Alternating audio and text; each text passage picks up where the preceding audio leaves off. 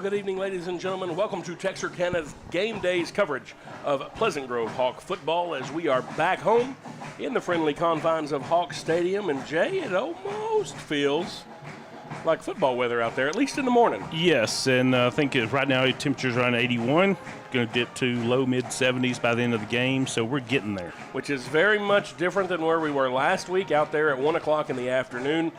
Down in Prosper, had a few kids in the band and the drill team and all those dealing with some heat-related issues, and so glad to not be dealing with that tonight. Tonight, though, we do have another team from the Metroplex, except this time they came here. The Frisco Memorial Warriors have made their way to Texarkana. The Warriors are 0-3 on this season. They've been outscored in their last three games, 28-7, 62-0, and 63-7. And, Jay, a relatively young program, only been around since 2018 or so, and you look at it on paper and say, hey, Pleasant Grove ought to have advantage and be able to come and do what we need to do. However, if you read some of the quotes from Coach Gibson this week, he wasn't real happy with some of the effort that he saw with our team last week. He wasn't happy with the execution, and they have really, I think, had a hard week of practice. And really, I would like to see some sharpness out there on the field tonight from the Hawks. Well, to the point where Coach Gibson said, I didn't bring out anything new. Yeah. So when the coach doesn't bring anything out new, you know that the practices are going to go back to being focused. Let's get consistent and try to, remove some of the mistakes, miscues. Yep. I've been told practice was well. Yes, sir. This week. I've heard the so, same thing. It ought to be an interesting, way how Pleasant Grove comes out first in this quarter. Yep. That was a little concern last week. Yes, sir. And so I look for the Pleasant Grove Hawks to come out hot this game. Yes, and we do want to see that. Last week we talked about that first quarter a little bit shaky there at start. Then we turned it on, and two guys in particular last week really had great games for the Hawks. We want to talk about them, show you some of what they did. The first one, the quarterback, senior gunslinger for the Hawks, Akari Johnson, ended last week 312 total yards, 4 touchdowns on the day through both the air and on the ground. And so a good run there by Akari, and he's about 250 all-purpose yards away from 1,000 on the season.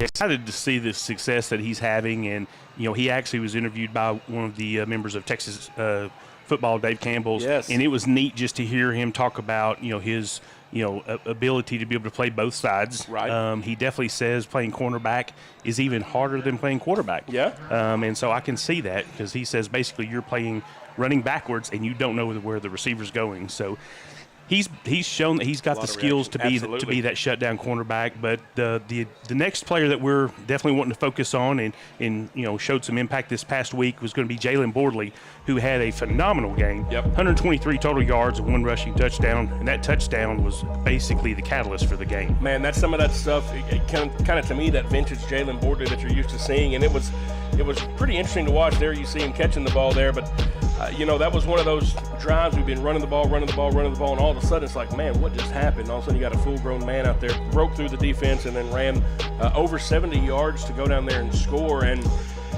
we've seen several backs out there for the Hawks, and I like to see several ball, but it was good to see Jalen on that side of the ball. He's played a lot of defense this year, and I'm really interested tonight to see if a game like this gives Coach Gibson on the defensive side and the offensive side opportunity to have some other kids play, other kids to try stuff, and then you can really say where can each player make the most individual impact, because last week on the ground, man, Jalen Boardley was a difference maker out there.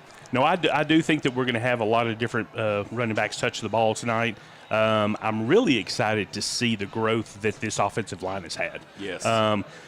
I've been told that they had basically the best practice that they've had all year long. Right. So looking forward to seeing how they're starting to gel and seeing what they can do as far as getting that defensive line off the ball. Yes, sir. Good to see some things through there. And there's some of the coaches from Memorial coming through, and you can say hi to them. And there you go. Well, we've got the Hawks entering the field now. Got the flag runners back. They did not make the trip to Prosper, so hopefully they'll have the opportunity to run back and forth in the end zone as Pleasant Grove scores tonight. Now you see all the little Grovers coming out there. Your kiddos can be a part of that. And, man, we've got a herd of them out there, Jay. Looks like a bunch of future Hawks out there going down the field, but always exciting to have those kiddos out there.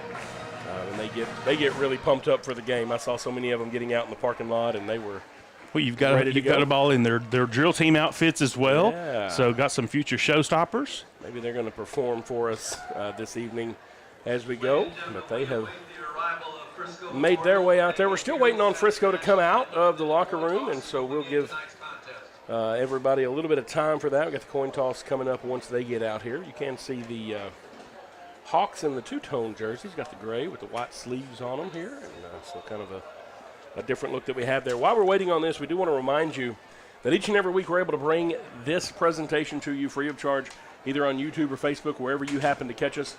And each week, that is only because we have some incredible sponsors who do a great job of allowing us to bring Texarkana Game Day to you. The first of those, Texarkana Emergency Center and Hospital, also State Bank, and they're also responsible for Jay, so yes. That's a 2-for-1 thing we got going on there. They're very gracious in allowing me to have time to be able to do this, and definitely appreciate their support for Game Day. For sure. Greg Orr Auto, and you see some of the new PG vehicles we're running around out there. That's the tag you'll see on the back of those. We appreciate them. Rocasa Organics, and also Reliance Mechanical Contractors. Our timeouts each week are brought to us by Texas A&M Texarkana. Texar sponsors our replay, and the scoreboard is brought to you by Commercial National Bank. And so just, man, when you're out in the community, when you see those folks, let them know how much you appreciate them and what they do, and just tell them how much being on Texarkana Game Day is important and you appreciate what they do for us. And we'll just let you get a more sights and sounds of the game out here. We'll turn up the host, and oh, you're good. And and another thing too, if we've got community members and other businesses that are watching, feel free to contact Morgan Smith. Yep. Whether it be on Facebook or just call him. He's got his phone number is readily available. But we would love to be able to add even more sponsors, to be able to add just some different wrinkles and make this broadcast even better for those that aren't able to attend.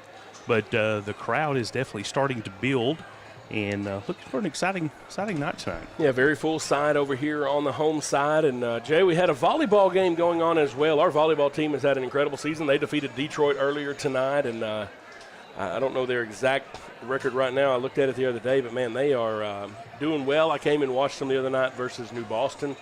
Man, just an impressive group of young ladies out there, and they played their varsity game early tonight so that everybody could get out here to the football game, but they just added lots of cars and everything else to the parking lot. So it's been an exciting but busy day around Pleasant Grove High School today as we get ready for this contest. We're still waiting on Memorial to make their way to the field. If you wonder, we've got a little vamp going on here, and I tell you what, while we wait on them, we're just going to go ahead and take a 1-minute break, let you hear from some of those sponsors, and that way you can just be reminded why we're able to come to you tonight like we do each and every week. So we'll take a break, and we'll come back and see if we can't get Memorial out here and get this thing kicked off. You're watching Pleasant Grove Hawk football on Texarkana Game Day.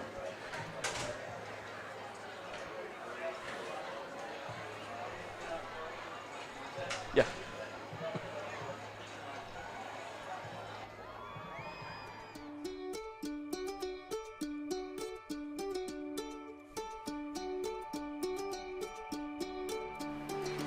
Life is busy, and we get it. The State Bank mobile app was designed to make banking more convenient for you. Check account activity, make transfers, pay bills, and manage your debit card in a snap. You can deposit checks from the convenience of your home or wherever life lands you. The State Bank app lets you organize your accounts, manage alerts, and easily email our customer service experts.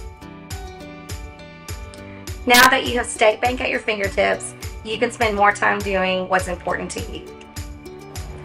Your family, your bank, State Bank.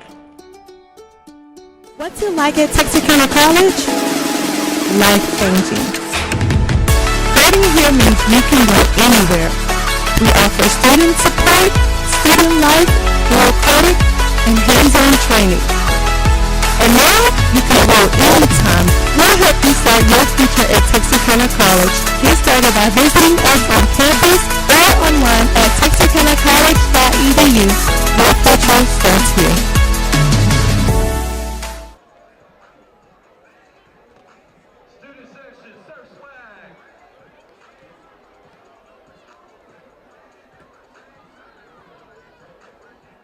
Welcome back here to Pleasant Grove High School. We are still waiting on the Memorial High School football team to make their way out here. We'll let you know a few things about these guys that we are going to be playing tonight.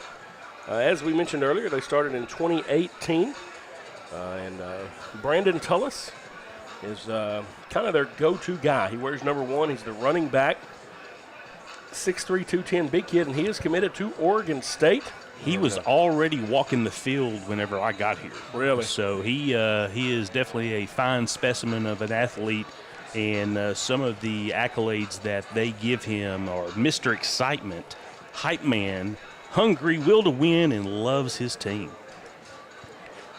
And also want to share their starting quarterback is going to be number 4, Demarion McPherson, 5'10", 170, has a very good arm and pretty mobile, and is not afraid to tuck and run it. But he is also joined in the backfield or in the quarterback role by Noah Giga, number 12, who comes in as a left-handed quarterback, and that allows D-Mac to be able to go into the receiving core. So the Warriors do run a 2-quarterback system, and it looks like the Warriors are starting to enter the field, and so they're getting ready to strap them on as well with the Pleasant Grove Hawks. And then watching film this week, probably, if not the best athlete on their team, maybe second best behind Brandon Tullis, is their wide receiver number 3, Trey Reese Coleman. And he just appeared to be the favorite target out of the last 2 games. You know, even with their team, I'm really surprised that they've only scored 2 touchdowns so far. They've got some athletes. I do think that maybe they're losing a little bit on the offensive line. I don't think their size has been where it is when you start comparing to other school districts that they've played. And I do think that there's going to be a size disadvantage as they face Pleasant Grove tonight too. So they're going to have to make up for it in speed and skill players to try to keep this game competitive tonight. Yeah, so really try to see what we got going on there. I tell you, we're going to pause for our national anthem, and we will bring that to you courtesy of the Pleasant Grove Pride in Motion Band.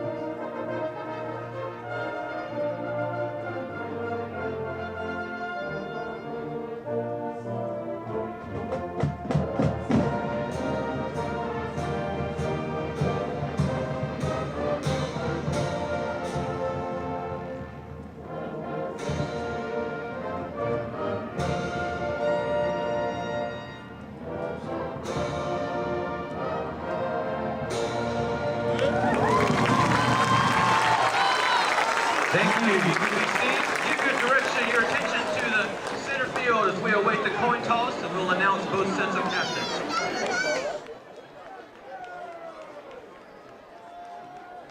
Now we get ready for the coin toss. Coming out there for the Hawks, number 2, Akari Johnson. Number 40 for the Hawks, back out there. Good to see him. Lance Jackson. Big number 76, Daryl Smith Jr. And number 55, Noah Sexton. Brandon Tullis out there for the Warriors. Also Demarion McPherson, number 4. Number 9, Evan Faulkner.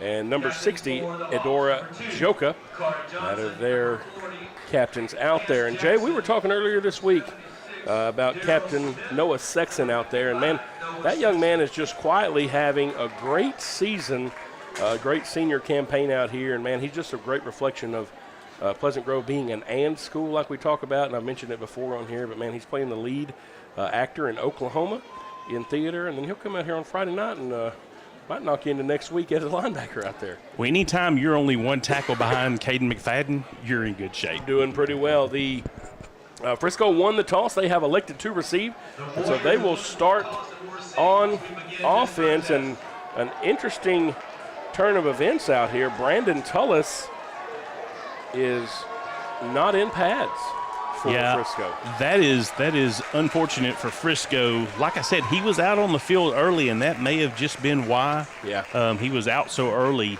He is going to be missed by this Memorial Frisco team in that running back role. Interested to see the kickoff here. You know, last week, about halfway through the game, we saw a little bit different game plan. Carter Buxton, he can kick the ball out of the end zone pretty much any time he wants to, I think, but intentionally left it about 1 or 2 yards shy of the end zone there, give the other team a chance to return. And in last week's game, the Hawks were able to stop them inside the 20 every one of those times. So really ended up being a good game net for the Hawks. Yeah, they did a great job staying in their lanes and were able to, basically tackle them inside the 20-yard line almost on every kickoff that I can remember. So that may be something that we see a lot tonight as well. Really interesting to see that from Buxton back deep for the Warriors. Number 17, David Wilson, and it looks like number 3, Tyrese Coleman. And that ball goes in over and into the end zone, and so it will be a touchback. And so the Warriors will come back and start at their own 20-yard line. And you could hear Quinn in the background there. I even turned off the crowd mic, but Quinn gets this Hawk crowd pumped up every Friday night, does an incredible job there on the PA. And he had everybody excited and on their feet here tonight. So the Warriors come out 1st and 10 on their own 25-yard line. They're going to split it out wide in the spread formation. 2 receivers split to each side. Fumble. Low snap on the play, and the Hawks may be back there on it. Pleasant Grove says they have it, and they do. First play of the game, and the Hawks take over. Number 57, JoJo Bailey, the senior lineman on both sides, heads up play, and it's 1st and 10 Pleasant Grove at the Warrior 21-yard line. So a little bit of an early miscue from the Warriors, and the Hawks take advantage. Now Akari Johnson and this Hawk offense make their way out onto the field. Yeah, Joseph Bailey was the other bookend to Lance Jackson coming in off the edge and was able to be at the right place at the right time for that turnover. Caden McFadden in at tailback.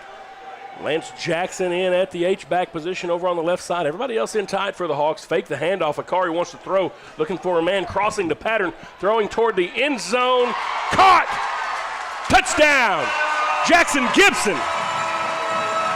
First play of the game, Gibson comes from across the formation. Akari Johnson finds him in the near corner of the end zone, lays it perfectly into the senior receiver's hands.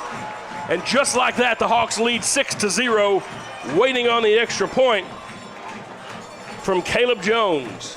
And Akari had his choice of open receivers on that play. Jones' kick is good, and with 11 minutes and 48 seconds in the opening quarter, your Hawks lead 7-0. We're going to take a break. You're watching Pleasant Grove Hawk football on Texarkana Game Day.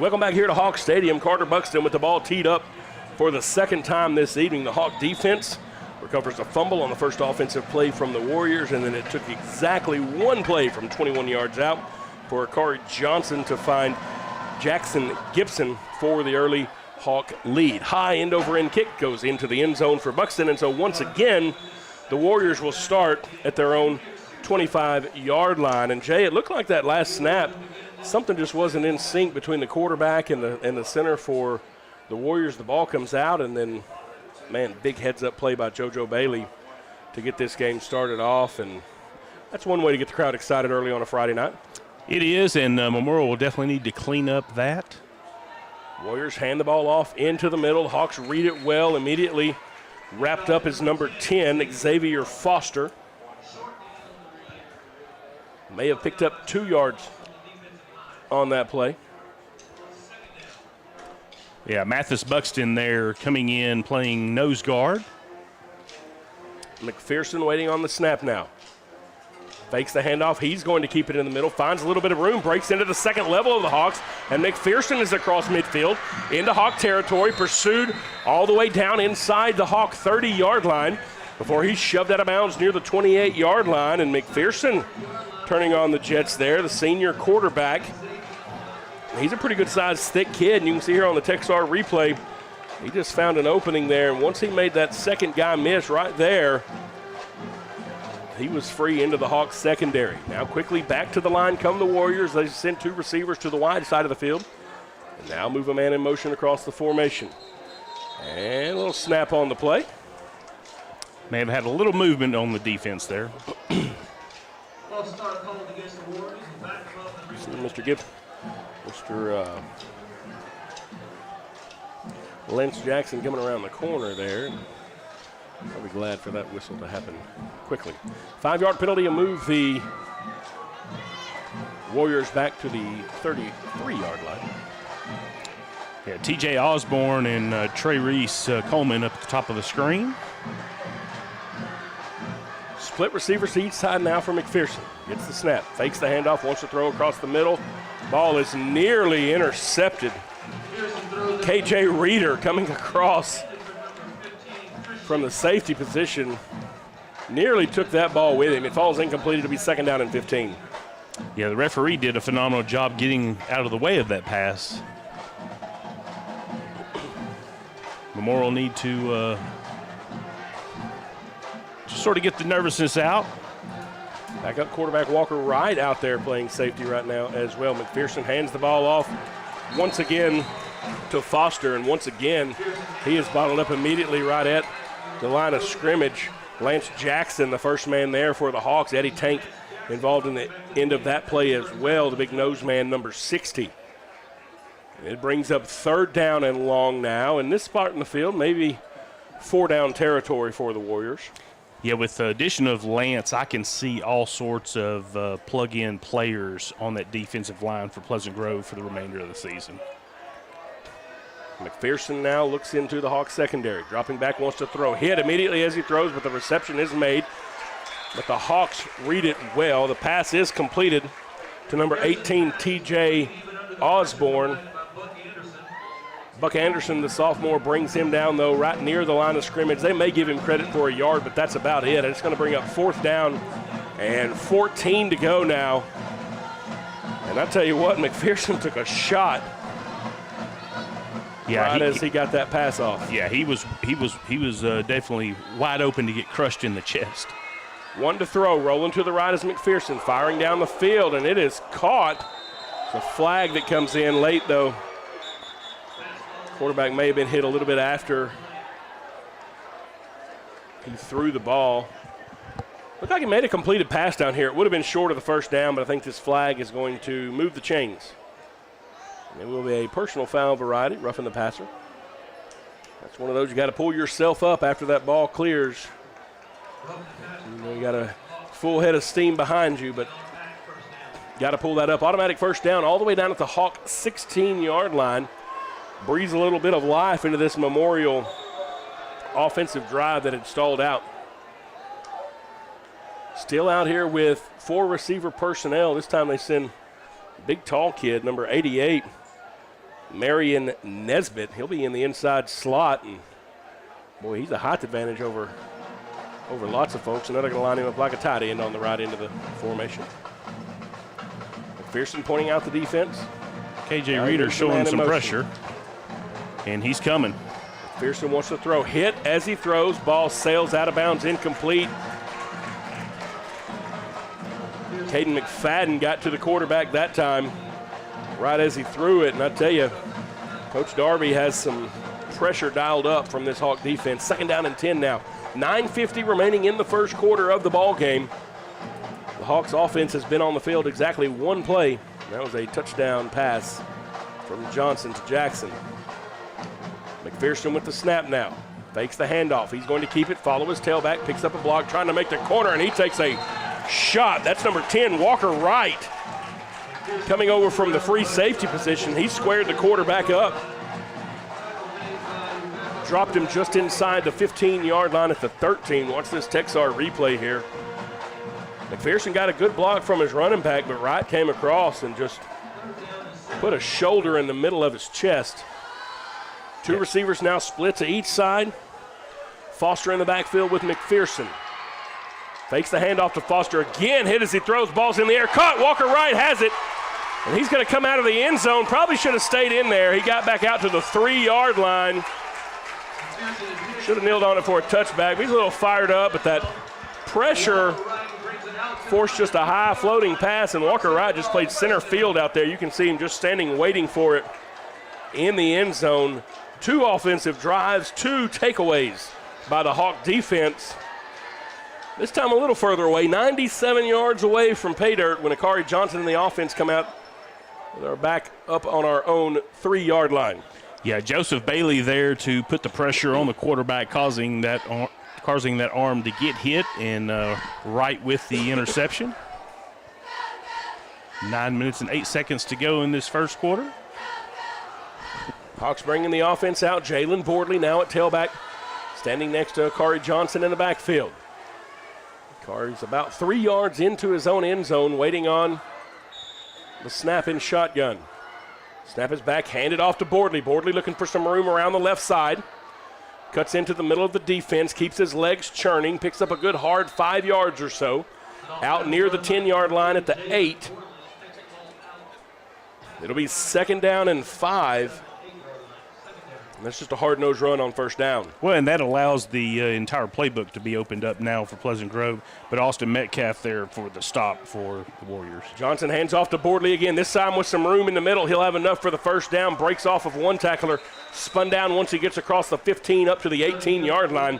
It'll be enough to move the sticks. It's 1st and 10 Hawks on the legs of Jalen Bordley.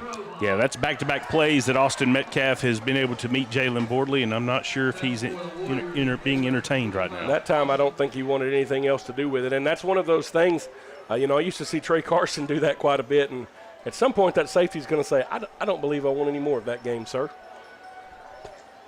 Johnson in the offense now coming out of the huddle, 3 over to the right side, 1 to the left side, single back formation still. Nick Bales in the back. Akari wants to throw, pulls it down, being pursued, has a lot of green grass in front of him, fires it down the field though. Caught on the right side up across the 41-yard line.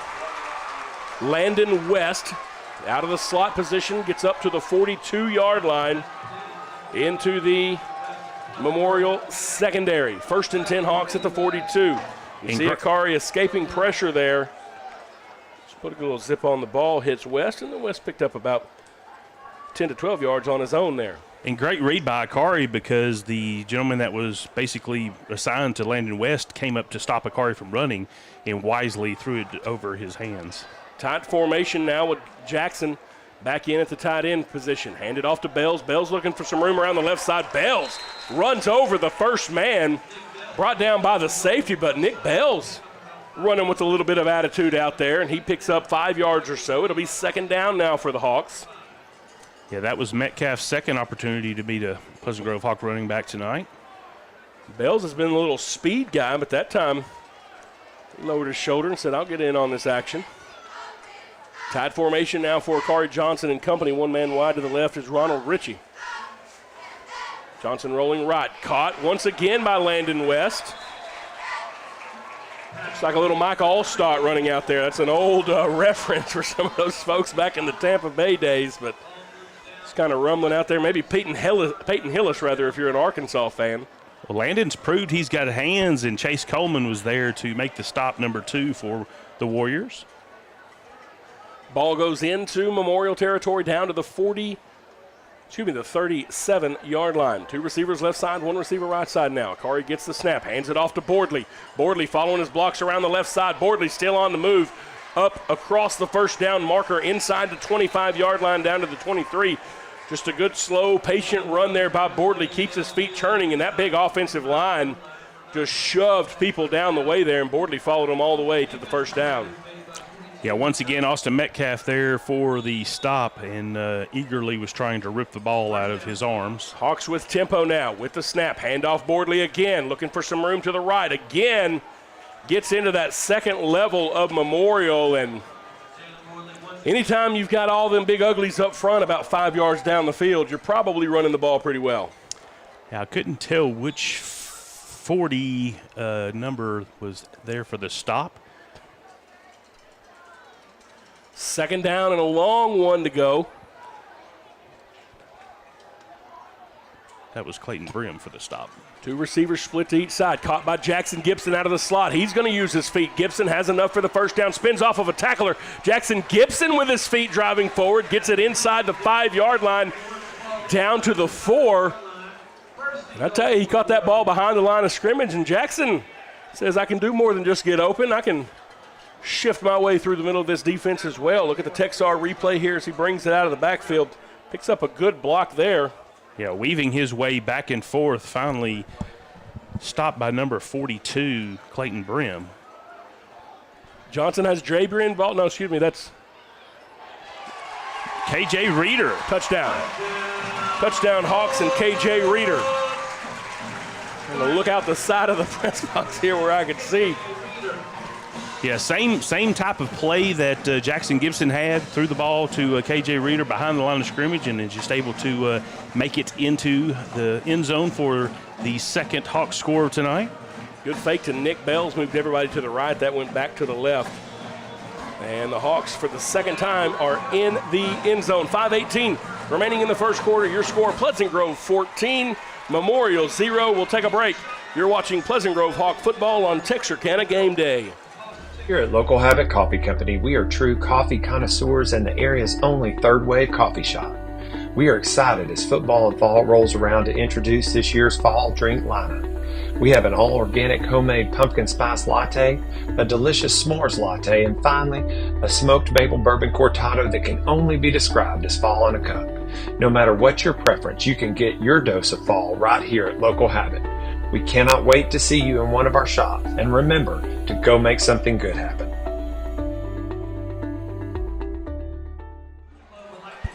Welcome back to Hawk Stadium. The Hawks are 2 for 2 on offensive drives tonight and lead 14-0, 5:18 remaining in the opening quarter of this ball game.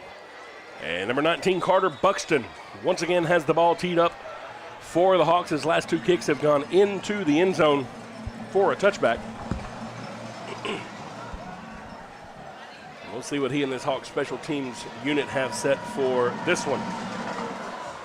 High end over end kick, and once again, there will not be an opportunity for return. So, Jay, we had a 21-yard one-play drive, and then the last one, 97 yards away after the Hawk interception in the end zone was brought out to the 3. And a lot of runs by Jalen Bordley, also on the legs of Nick Bells.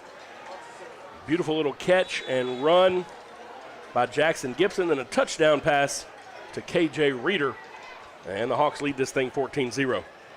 Well, the offensive line has done everything that Coach Gibson has wanted them to do in these first 2 series. McPherson and the Warriors on the field.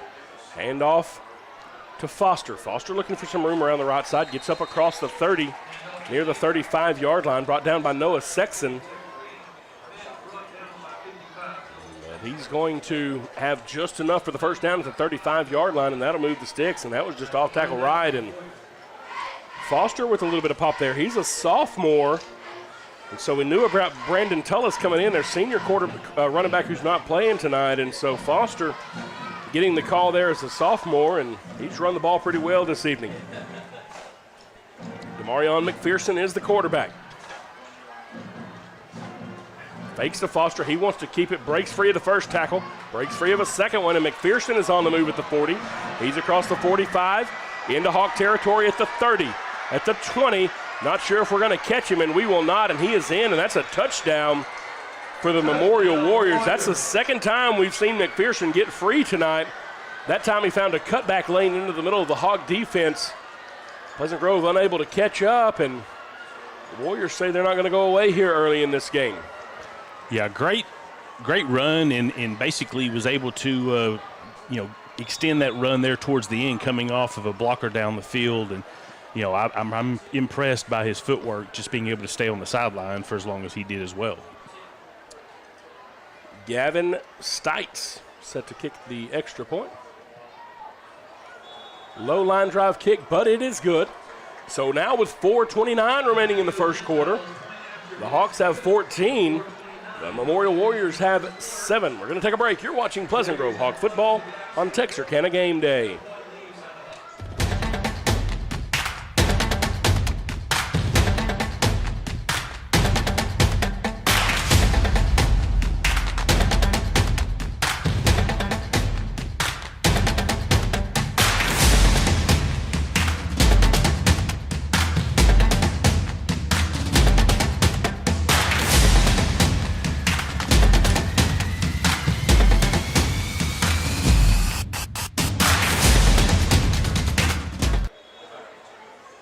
So we are back here, and the Hawks will receive a kickoff for the first time this evening. Number 35 for the Warriors, Blake Bollinger. He is getting the ball teed up out there, and so after a long touchdown run by Demarion McPherson, cuts this Hawk lead to 1 score. We now wait on the kickoff. We were just talking off the air about can't over-pursue against McPherson because he can make you pay there from the quarterback position. High kick, bounces on the ground, and I'll see if the Hawks can get it. We'll see what the call is. The Warriors have the ball. It's just going to be if it was out of bounds, and they say it was. That's a little dangerous over there. You can't let the ball bounce in between you. Yeah, that was one of those baseball I got it, you got it. And a little miscommunication there with Jace Elrod on that play. Yeah, Nick Bells and Elrod both out there. And fortunately, close enough to the sideline that it goes out of bounds. And so it is Hawk ball once again as Akari Johnson and company make their way. And I don't know. No, Akari is not out there. Walker Wright is now in at quarterback. Caden McFadden in at tailback. Has an H-back in as well. Hands it off to McFadden. McFadden with some room around the right side. K-Mac up across the 25-yard line. Spins off of a tackler there. Finally brought down Caden McFadden. Good hard run of about 8 yards on the play, and they're going to credit him with 8 yards, and that's because the 25 actual yards on that one doesn't show up in the stat book, Jay. Yeah, Doug McLeod finally there to make the stop on McFadden. Wright gets the snap, hands it off to K-Mac again, looking for room around the right side, follows the big blocks in front of him, and Caden McFadden has the first down up across the 40-yard line, 1st and 10, Hawks. Big number 59, Caden Allen, down the field just menacing some folks. Yeah, 22 was there for the stop, if you want to call it that. McFadden basically threw him like a rag doll, and he just hung on to make McFadden fall. Now they'll send 2 receivers to the right side, 1 to the left side for Walker Wright. And now we're going to have flag. Got a little bit of movement over here on this left side from Torion. You know, you played a game, too, for flinching, but I think you get 5 yards for that. Yeah. Got moving a little bit early. Good to see Walker Wright getting some action out here. Nothing wrong with Akari, just wanting to see what he can do. Walker, a left-hander, so if we get to see a pass from him, it's going to look a little bit different to you on your screen. Don't see a lot of southpaw quarterbacks out there. 2 to the right side now, 1 to the left side. Man over here by himself on the left side is Jabrian Baltimore. Got another wide receiver eager to run his route. And that's one of those things. Different QB, maybe a little bit of different cadence. Something sounds different. It's loud in the stadium, and that's where you got to have some discipline out there. But if you're a receiver, you don't really have to listen for much. You just watch for that ball to move. Looks like the same play call for Coach Gibson. 1st and 20 now. Hand the ball off to another sophomore, number 22, Buck Anderson. Buck's going to pick up about 13 of the 20 yards they need, and that's just a good hard off-tackle run. And get to see some future Hawks in action out here. Still 2.5 minutes remaining in the first quarter. Hawks leading 14-7, and Coach Gibson getting some other cats involved early in this ball game. Yeah, Elon White coming in from the safety position to trip Buck up there. Roland Ritchie, the man by himself to the left. Wright wants to throw down the field, incomplete, and there's going to be a flag on the play. He was trying to get it to Torian Phillips, and Torian was just pulled out of the air by the defender. Ball may have been a little bit high. I'm not sure if he would have been able to get to it, but it was close.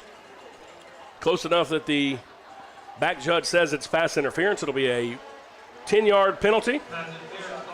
And it moves the Hawks into Warrior territory all the way down at the 42-yard line. Yeah, Chase Coleman for the Warriors did everything he could to explain to the back judge that that ball was uncatchable, but lost that argument. Wright and company back to the line. Hand the ball again to Buck Anderson, and Buck Anderson lowers his shoulder at the end of that play. And again, there's a kid that's going to get credit with a tackle. I'm not sure how much he was the aggressor in that one. 2nd down and 2. Yeah, that was Metcalf once again, who has had a busy night in that linebacker role. If he does nothing, he gets himself in the spot where he needs to be. Now Nick Bells tries around the right side. He's going to get back to the line of scrimmage. That one was sniffed out well. He's going to be rodeoed down from there. Looked like number 42. Number 33, Ryan Lohman basically grabbed that jersey and just hung on for life to keep him just short of that first down marker. 3rd down and 1 now. Caden McFadden comes back in at running back for Walker Wright at quarterback. And the Hawks. Jackson in now at the tight end position on the right side as well. Right with the snap. Nope, snap on flag on the play, and I think looked like a little bit of flinching going around there in the middle. I couldn't exactly see what was going on, but it just seemed a little bit off. And 3rd and 1 turns into 3rd down and 6. Yeah, unfortunate that penalties that we're seeing as far as just for offsides so far for the offense, but that's something that can definitely be toned down and better prepared for in this second half. Slot receiver to the left side, another sophomore, Jace Elrod. Hand the ball off to McFadden. McFadden coming left, breaks free of a tackle. McFadden trying to make the corner. He does at the 30. Lowers his shoulder inside the 25 at about the 22-yard line. Number 23 for the Warriors is going to be the man that brings him down, Elon White. But it's not until McFadden has enough. First down. Hawks all the way down at the 22-yard line. Yeah, McFadden basically just wheeling himself through Elon White there for at least another 2 or 3 yards. 1st and 10, Pleasant Grove at the 22 with 2 receivers split to each side. Lance Jackson inside the slot to the left. Wright wants to throw. Firing toward the end zone. Has a man, high points it. Caught Jalen Bordley. Touchdown, Pleasant Grove. Jalen Bordley looked like a basketball receiver. A basketball player going up for a rebound. Pulls it in. And the Hawks score once again. This time led by the sophomore triggerman, Walker Wright. Yeah, great read there by White. Bordley wide open. Had a little help late by the safety, but not there in time for a PG touchdown. Now waiting on the Caleb Jones extra point. It is up. And it's good. 48 seconds remain in this opening quarter. Pleasant Grove leads it 21-7. We're going to take a break. You're watching Pleasant Grove Hawk football on Texarkana Game Day.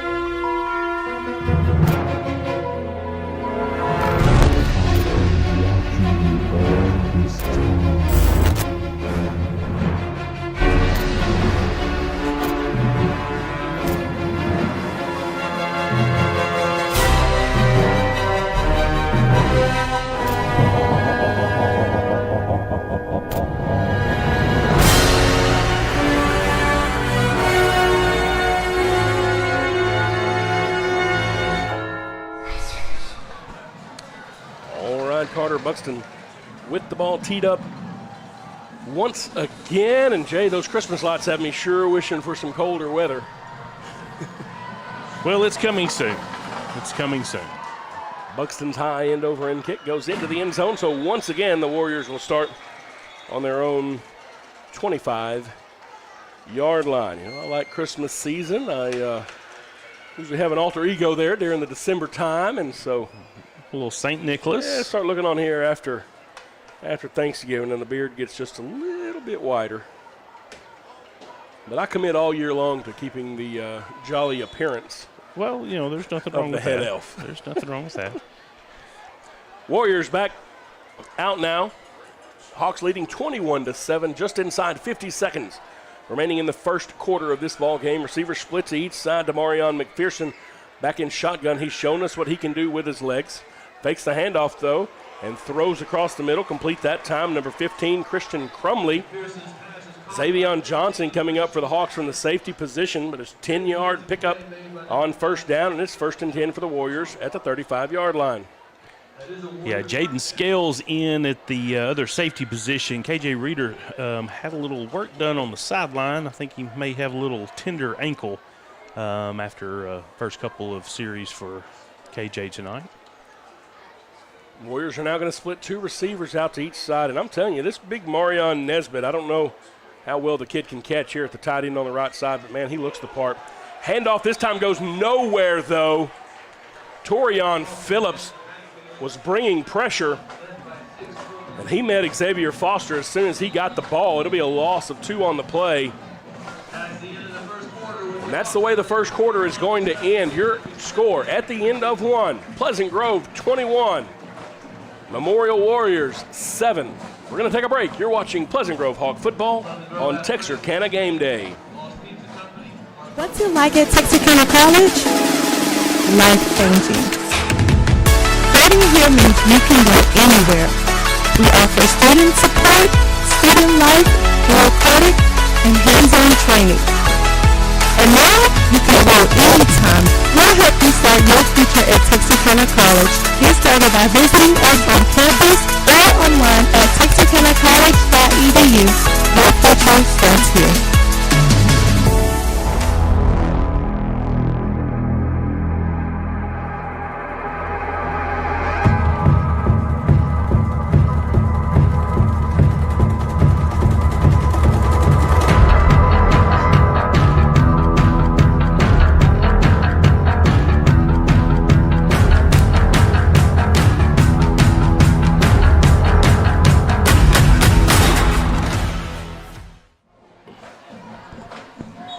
We are back as we get ready to start the second quarter. And there you see some of the drum line. We've got the high school and the middle school bands both joining us tonight. Stay tuned for a special performance by both bands at halftime. KJ Greer in at nose guard. 2nd down and 12 now for the Warriors to start the second half. McPherson trying to throw. He's pulled down from behind. Number 21, Jace Elrod, providing the pressure there. McPherson able to get the pass off to avoid the sack. But Elrod came quickly around the right side of the defensive formation. Yeah, good coverage there by Pleasant Grove. No one open. The quarterback just basically throwing it to avoid the sack. They'll bring up 3rd down and 12 now for the Warriors. They look over to their sideline to get the call from the coach. 2 receivers right side, 1 receiver left side. McPherson waiting on the call. Drops back, wants to pass, rolls to his right again being pursued. This time he's going to pull it down. And once again, he's on the move. This time, though, big Lance Jackson with a shot on him from behind, but he's still going to be at midfield, enough for the first down. And so far, McPherson has been able to do some things with his feet, and the Hawks have a man down. Yeah, containment. Yeah, containment one more time. A little puzzling there for Pleasant Grove. Oh, that's not the Hawks. Yeah. And so that's definitely something that's going to have to be a halftime adjustment for the Hawk defense there. Reginald Edwards, offensive lineman, is the man down for the Warriors. While we've got this break, we'll see if we can't get some other scores from around the area. Of course, as I say that, it's requiring me to log in. I got Frisco Independence is leading Pittsburgh tonight, 21-7. Pittsburgh, of course, on there. Tyler Legacy up 7-0 over Texas High early in that game. Of course, we're up 21-7 here. Lots of games beginning tonight at 7:30. Lindale versus Gilmer. That's going to be a big one. Interested to see that. Hooks Hornets versus Hawkins. And Carthage and Marshall tangling tonight at Carthage. Paris playing Van. And I'll tell you, I think this Paris team that's going to show up next week is a little bit saltier than maybe people thought they were going to be at the beginning of the year. Longview Spring Hill playing Brownsboro tonight. And Liberty Islo versus Atlanta. That's always one of those fun games to go to. That's a rivalry game. Probably the biggest rivalry, I would say, with Liberty Islo is the one with Atlanta. Played each other for a long time, just about 20 miles apart from each other. And that's one of those that's always an exciting game. So I'm interested to see how that game goes down there in Cass County.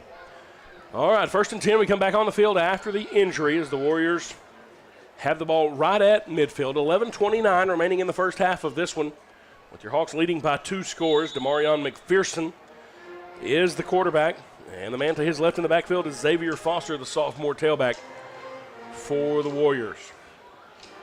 And McPherson going to keep it. The Hawks read that one well. Number 22, Buck Anderson, the first man there. Yeah, Buck did a great job being held up by his blocking tackle there and was still able to make that play. Good containment compared to some of the other times that McPherson's been able to scramble down the field. 1 yard pickup on the play. Brings up 2nd and 9 now for the Warriors. Hand off to Foster. Foster again, nowhere to go. First 2 men there for the Hawks. Number 57, JoJo Bailey, Caden McFadden, coming from the backside to help clean that one up as well. And there's 1 yard to gain on that play. And you've heard of 3 yards in a cloud of dust, but 1 yard in a cloud of dust, the math doesn't add up. Yeah, the Hawks are doing a great job tonight. Just going directly to the ball once the running back has it. And that is just not going to be a good sign of success for Memorial. Possibly going to have to maybe do either a trick play, draw play, or something like that to keep the Hawks honest. 2 receivers left side now, 1 to the right side, and we'll see if the Warriors want to pass. And they do, but it's out of the backfield, complete to Foster. Looking for some room around the right side. He takes a shot from Akari Johnson. Knocked out of bounds, still a few yards shy of the first down. It'll bring up 4th down now. Just inside midfield, and you feel like the Warriors are going to go for it here. 4th down and 4. Big play opportunity here for those guys up front for the Hawks in Pleasant Grove. And I'm just thinking McPherson's going to keep it. Yeah, it's worked well for them so far. The Hawks showing pressure, and now a little bit of motion makes this a lot more difficult proposition for the Warriors. You can hear that Hawk band there, the middle school and the high school. They brought in another 80 or so middle schoolers that they've joined up with the 90 we have in high school. Nice. Well, so you got some noise happening. Yeah, anytime you've got Lance Jackson towering above you, you may want to try to move a little faster. I think you get a little nervous. And for some reason, football, you can't do that. 4th and 8. McPherson wants to throw, has a man over the middle, but it's incomplete. Sails over the head of the intended receiver. I've talked about him a few times. Marion Nesbitt, just a little bit too high for him, and Akari Johnson was right there in his pocket providing coverage. Here on the Texar replay, you can see Nesbitt got a little bit of space there. Really, if that ball's on target, he was in a position for it, but it goes over on downs. It's 1st and 10 now for the Hawks just inside our own side of the field at the 48. And we got the lineman coming out, and now Akari Johnson leads the team back out on the field. Looks like we've got Bordley and Jackson here at the bottom of the screen. Jabrian Baltimore, I think, is at the other side. Akari wants to throw, looking to the right. Firing down the field, caught by Jackson Gibson at the 40. Stutter step there. Turns it up the sideline, gets down and near the 35-yard line. Jackson Gibson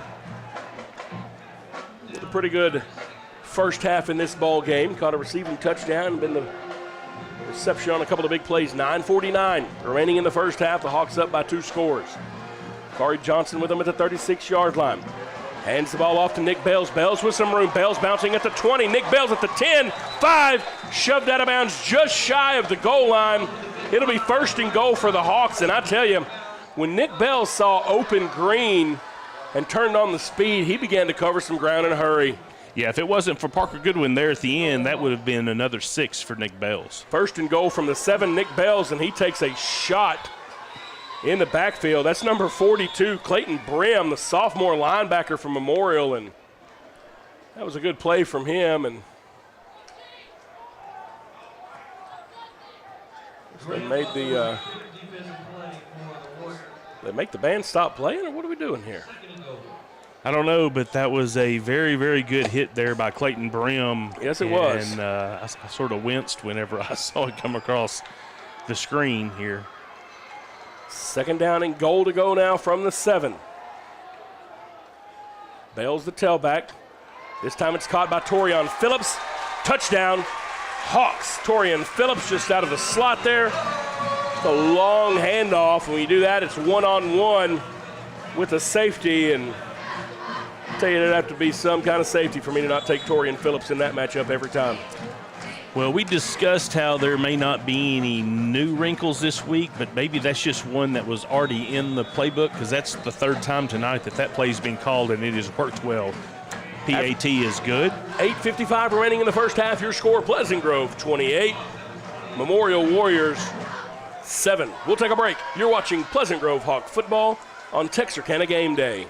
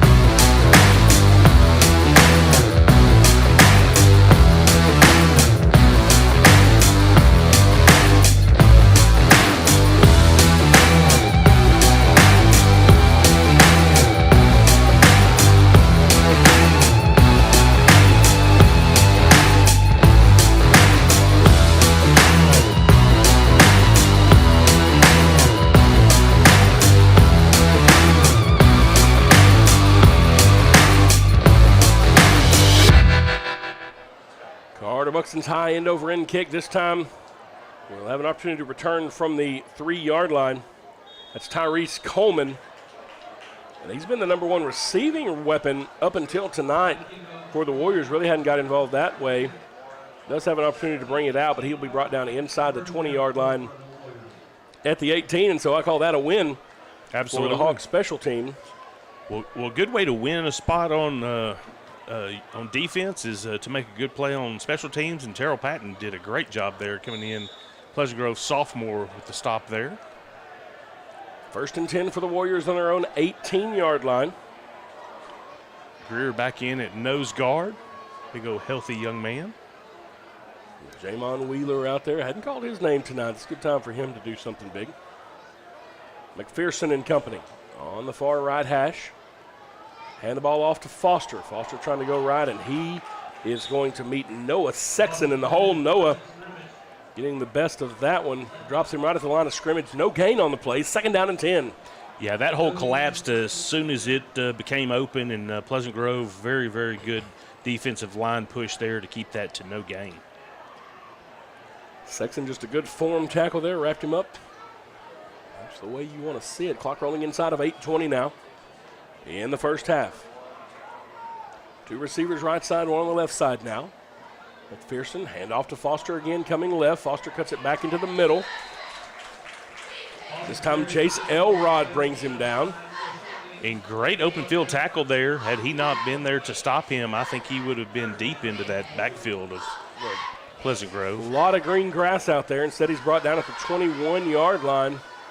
It brings up 3rd down and 7. Big 3rd down opportunity here for this Hawk defense to get off the field and force a punt. Neither team has punted tonight. Nope. I love the fact that Pleasant Grove has both internal linemen as sophomores playing. Yeah. Yeah, you like to see these young cats getting some good quality playing time. McPherson wanting to throw now. Steps into it, firing down the field, has a man there, but it is just off of his fingertips. Trying to connect with number 6, Drake Grimes, and I'm telling you, he was 2 inches too long on that ball, or maybe just a little bit more air under it. I didn't think Grimes had a chance, but he closed that last several yards pretty quickly. It's kind of impressive. Yeah, a little more air under that ball, and that could have been a very long touchdown run or touchdown pass. Instead, it will bring up that first punt of the night. And as we've seen all year, Memorial has had some snap issues.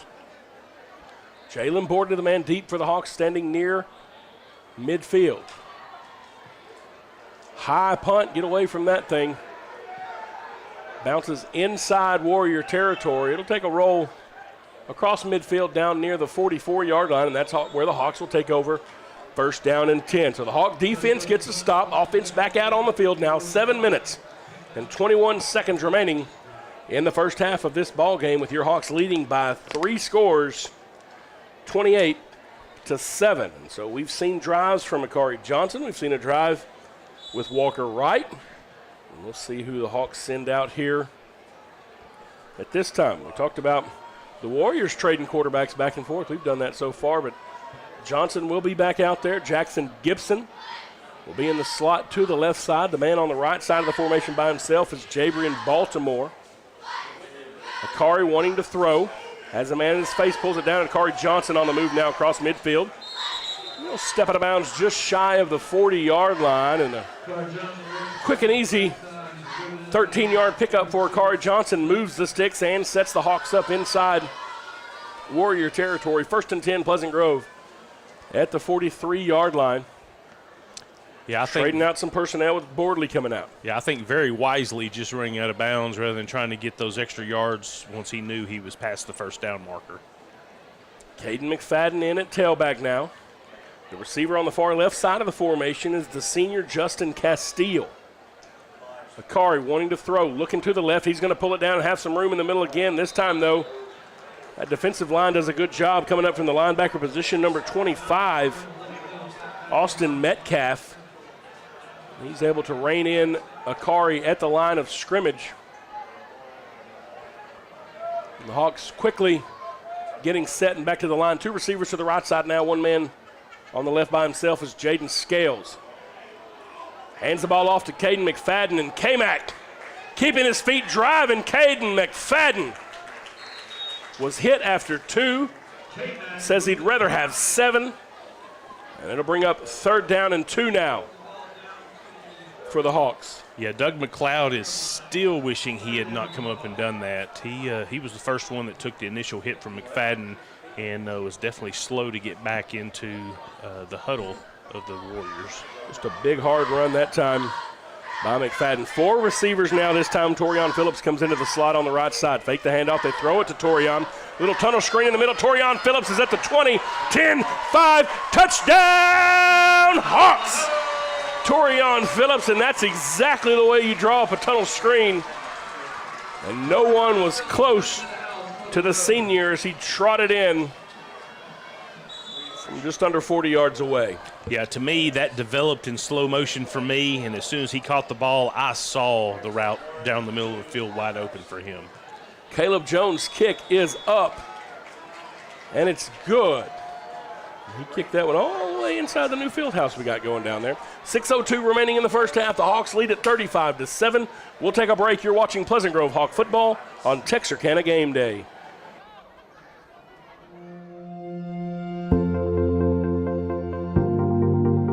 We are excited to announce here at Texarkana Emergency Center and Hospital that we have expanded our capabilities to better serve our community.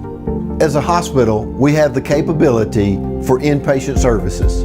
After your outstanding emergency care, we can smoothly transition you into one of our new inpatient rooms that have telemetry monitors in every room to continue your concierge medicine care.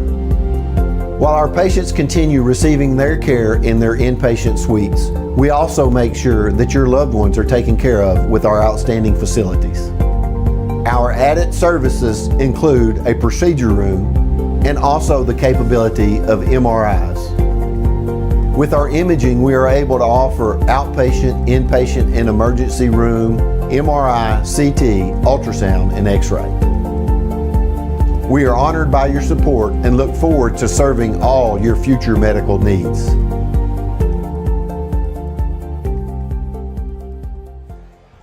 All right, we've made it back here, and these men in stripes out there, I think, Jay, are trying to get this thing rolling along if they can. We're still 5:55 remaining in the first half. And we've already had a Carter Buxton kickoff. That one, the attempt comes out, brings it out to the 26-yard line. So that's a net gain of 1 that time.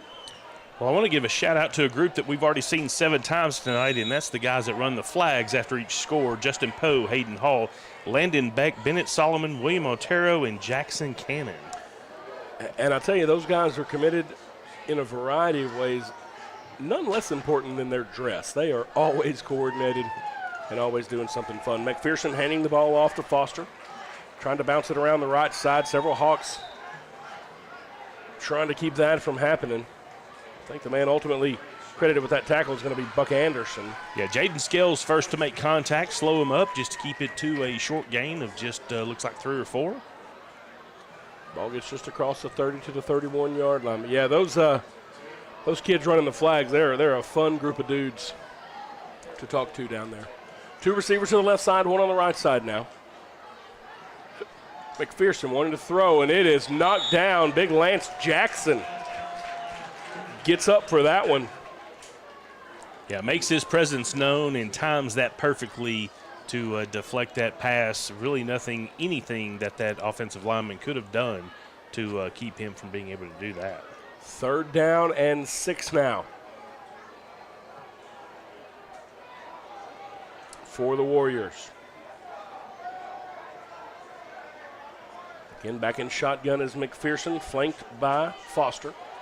McPherson running left. Cuts it up into the middle. He's going to have enough for the first down, ridden down by Mathis Buxton. Sophomore nose guard. McPherson that time on the quarterback keeper the entire way. He turned on the Jets there that time coming around the left side.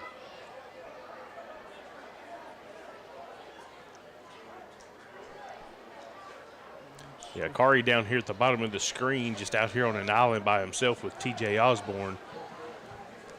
Basically just taking him out of the game. Beckett Martin, another sophomore in at running back now for the Warriors. McPherson wants to throw, and he is going to be sacked in the backfield.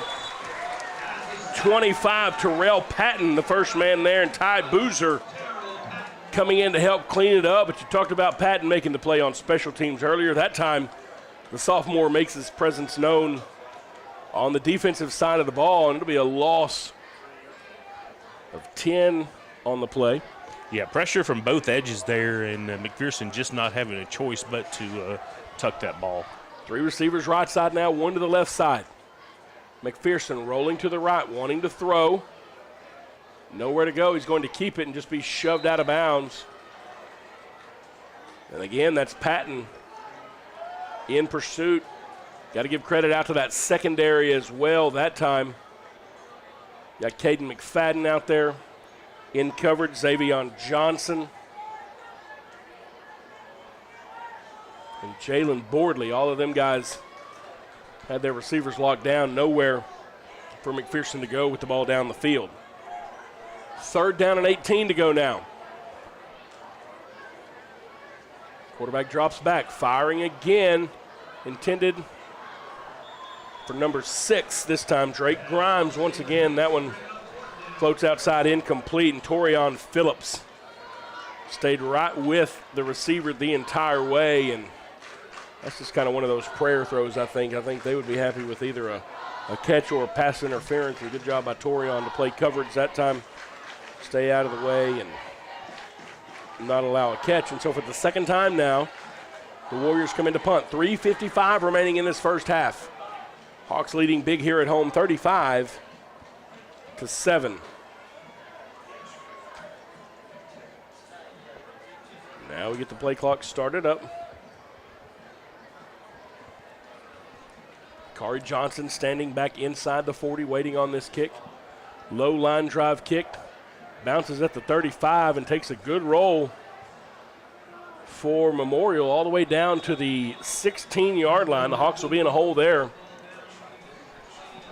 As we take back over on offense, again, 3:45 remaining in the first half of this one. Do want to remind you, next week is homecoming here around Pleasant Grove, so the football game next week is going to be packed. Get your tickets early. Make sure you show up early. Of course, we'll have the crowning of our homecoming queen.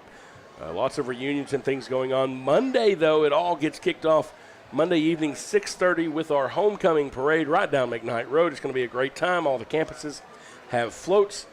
This year, our theme is Fighting for Gold, and so we'll probably see lots of floats and themes associated with that. Come check out the homecoming court as well. That's Monday night at 6:30. Walker right now, bringing the Hawk offense out here on the field. Hands it off to Justin Castile. Little zoom sweep around the left side. Castile met at the corner by number 17, David Wilson. Castile's going to pick up about 8 yards on the play, though, all the way up to the 25-yard line. It'll bring up second down and short, and Castile did a good job of getting north and south once he got to the edge of that formation. Well, and he was patient to allow the hole to develop and was able to get, 9 yards, made it look very, very easy. Caden McFadden, the tailback, lined up to the left side of Walker Wright in the backfield. The ball goes to K-Mac, looking for a hole in the middle, has enough for the first down, breaks free of a tackle, breaks free into the secondary. Caden McFadden is at midfield. Caden McFadden on the run now, and they're not going to get him. 20, 10, 5, touchdown, Hawks. Caden McFadden, 74 yards to pay dirt. Lots of hard running and tackles breaking in the first half, and then he turns on the Jets at the end, and Caden McFadden swells this Hawk lead 41-7, waiting on the Caleb Jones extra point. And the first Hawk there to give him a hug was Cade Martin, one of his linemen. Yes, sir. So Cade Martin was getting down the field. Phenomenal run there by K-Mac. Waiting on the extra point here. The kick is up, and it is good. We're going to keep it here. We'll let you see that play once again. 3:27 remaining in the first half. The Hawks are up 42-7. You can see the student section there, all decked out in their Hawaiian gear, and they're having a great time. Here's this Texar instant replay. Look at K-Mac as he looks for room in the middle. 1, 2, 3. 3 tackles there, and by the time he got to midfield, he was gone. Landon West, the big block at the beginning to spring him. Caden McFadden was covering some ground there on that one. Finished it like you would a 100-yard dash running through the line there, and good to see K-Mac get freed up there. Yes, proud of that young man. Very, very, very, very good young man. And he's going to have so much success for the remainder of the year. Hawks have blown this thing open here with 3.5 minutes left in the first half. Carter Buxton once again with the ball teed up. So the last 2 kickoffs, the Hawks have had Buxton leave it just a little bit short, giving an opportunity for a return for the deep men. And once again, number 17, David Wilson, looking for a return. But he is going to be brought down right near the 10-yard line. Number 9, Xavion Johnson,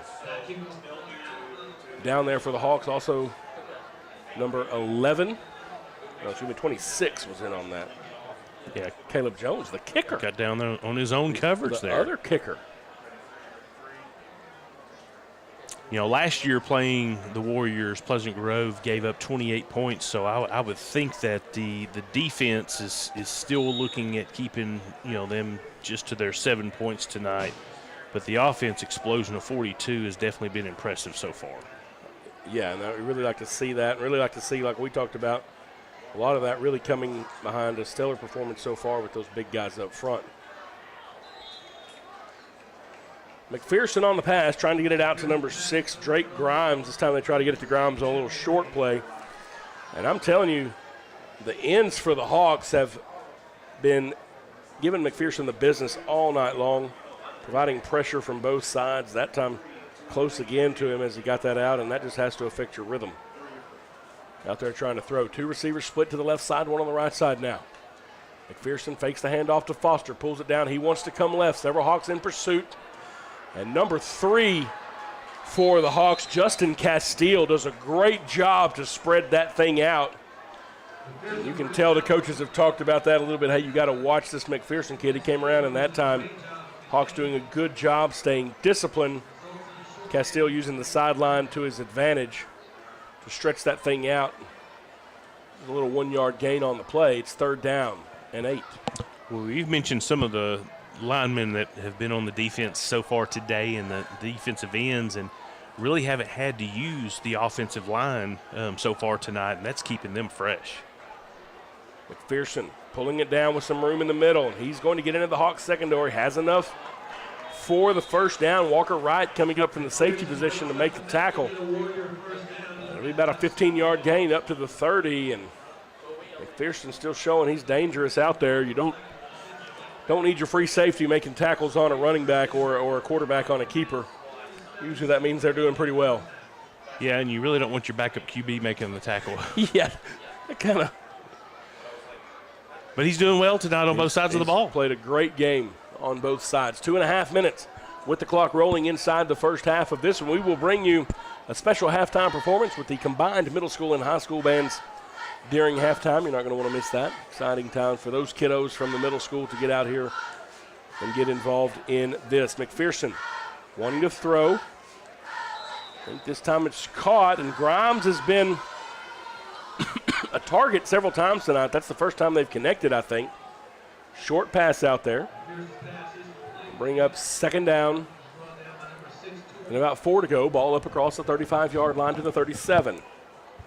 Yeah, Pleasant Grove had some delayed pressure coming from the outside there on both sides from both Wheeler and Jackson, just not there in time to cause the quarterback to make an errant pass. Hand the ball off to Foster. Foster with some room in the middle, cuts it upfield. He'll have enough for the first down. Brought down from behind by Terrell Patton, sophomore inside linebacker. But it is enough to move the chains. First down and 10 for the Warriors, just inside the 45-yard line at the 44.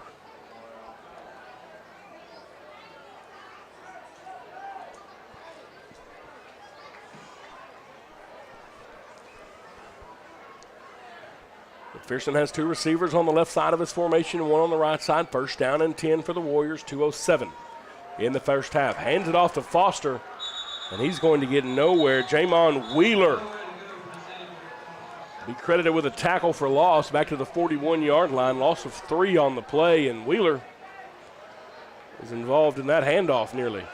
Yeah, that's one of the things that he's been so good at this year is so many of his tackles have been for loss, and that's just because he's got such a quick first step and really is able to get around those ends and inside the tackle, be able to make those stops. 2 receivers left side, 1 receiver right side. Right showing pressure. McPherson dropping back. Ball comes out.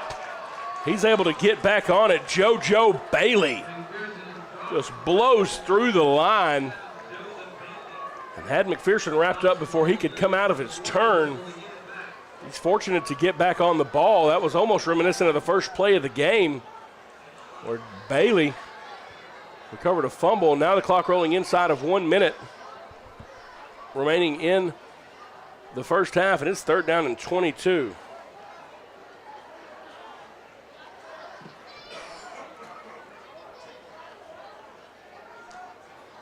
McPherson dropping back.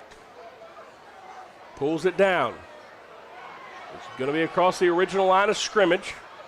And he's going to have enough for the first down. Finally brought down by number 9, Xavion Johnson. His helmet comes off, but McPherson needed 22, and he got 23. Across midfield to the 45. There is a flag on the play. I don't know if somebody got a face mask up there or what. Lost a helmet. We'll see what this flag is about. I believe that run right there, if it holds, is going to put McPherson over 100 yards already in this first half. But he basically has all the yardage for the Warriors. Well, it called a face mask. Didn't see it. It wasn't a face mask. Yeah, you could see there in the replay that it was a shoulder pad. However, it twisted his head around like that, and you feel like watching it live. I can see how they would have thought that. They don't have the... and anytime you see a helmet come off, you're going to assume that it was helped. Something might have happened there. There was a tackle up high on the shoulder pads. Regardless, it's 1st and 10 at the 30. And with 36 seconds left, the Warriors with a chance to try to get at least something going here before halftime. Instead, they're going to have a motion penalty. We're going to back this thing up 5 yards to the 35-yard line. Yeah, a little motion on that inside line for the Warriors, backing it up. Hawk defense has played a really great first half. Really 2 big runs by McPherson, that one being the second. Most of the offense for this Warrior team unable to get anything going in the air, and Hawks able to bottle up a lot of things in the middle. Last week in the first quarter, we saw a lot of runs gashing up the middle, and the Hawks have done a good job to tighten that up. McPherson with a man in motion, 2 receivers right side, and once again, false start. We'll back it up, and this.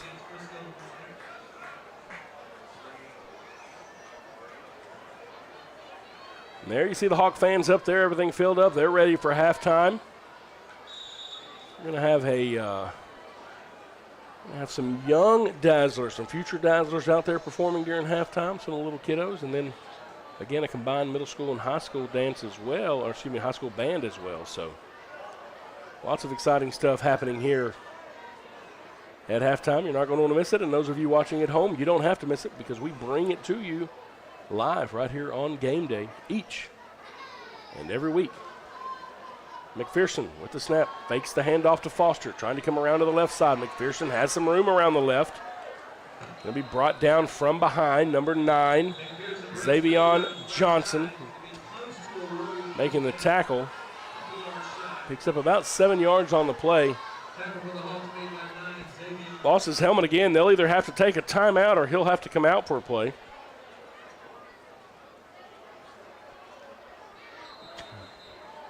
We'll see, and they say they're going to take a timeout. And I think I would probably do that if I was them too. I saw number 12, Noah Giga, coming in as the backup. And you said he was the second quarterback that played quite a bit? He was the second quarterback, and last week he actually came in the first drive of the second half and took them down for a score. So he has probably the better arm between the two of them, more of a pocket passer. But the good thing is that allows for McPherson to go out and take one of the wide receiver roles. So you're not taking him out of the game. You can still get the ball into his hands. It's just that he just does not have the same speed as McPherson does out of that backfield playing quarterback. And that may be one of those things to look at going into the second half. He's a left-hander as well. So they got a southpaw just like we do. With the number 2 man out there. 2 receivers right side now, 1 receiver left side, but I feel like this may be on the legs of McPherson. 25.9 seconds remaining in this first half. McPherson rolling to his right. Tries to pull it down, but he is not going to get anywhere. Caden McFadden does a good job, and that's just a good hard tackle to wrap someone up by the ankles, and the Warriors will take a timeout once again. 16.3 seconds remaining as they try to get a little something going right here before halftime. The Hawks do get the ball to start the second half. Here's some scores from around the local area. New Diana up 28-14 over Redwater. Frisco Independence 28-14 over Pittsburgh at halftime. Tyler Legacy leading Texas High 14-7. Lindale and Gilmer all tied at 7. They're starting the second quarter there. Hooks is up 20-0 early over Hawkins. Commerce leading Paris North Lamar 9-6.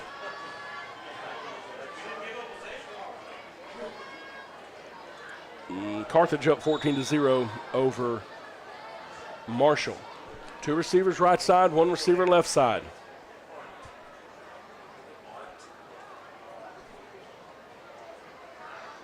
McPherson waiting on the snap. Rolls to his right. Fires down the field. Incomplete. Nowhere to go.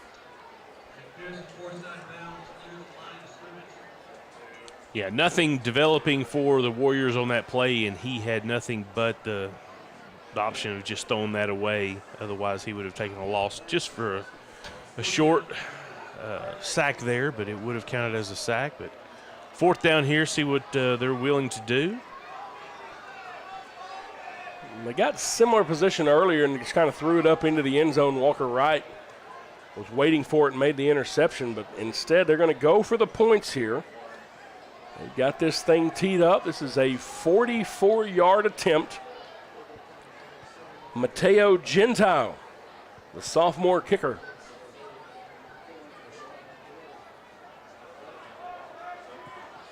Set to kick the 44-yard attempt. His kick is blocked, and the Hawks have it and have a return on. Xavion Johnson looking for some room around the right side. And there's time left. He punishes TJ Osborne at the end of that.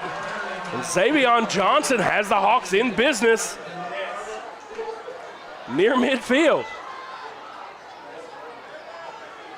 And outside of just trying to challenge the Pleasant Grove Hawk offense, we may or may not see a play here. I would imagine we go into halftime up 42-7, but we'll see.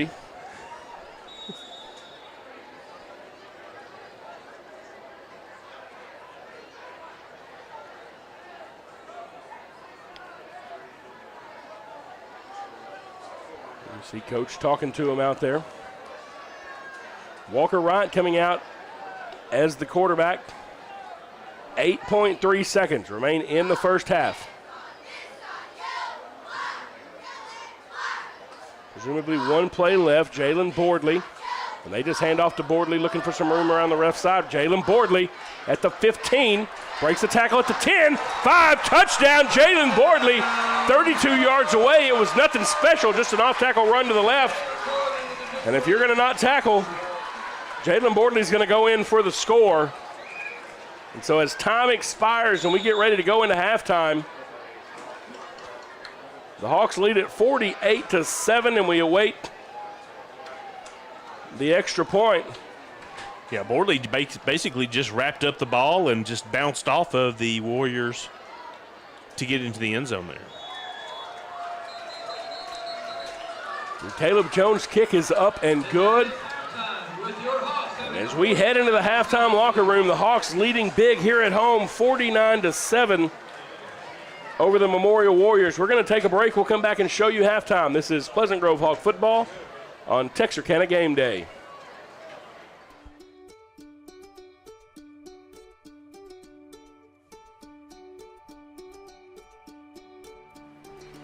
Life is busy, and we get it. The State Bank mobile app was designed to make banking more convenient for you.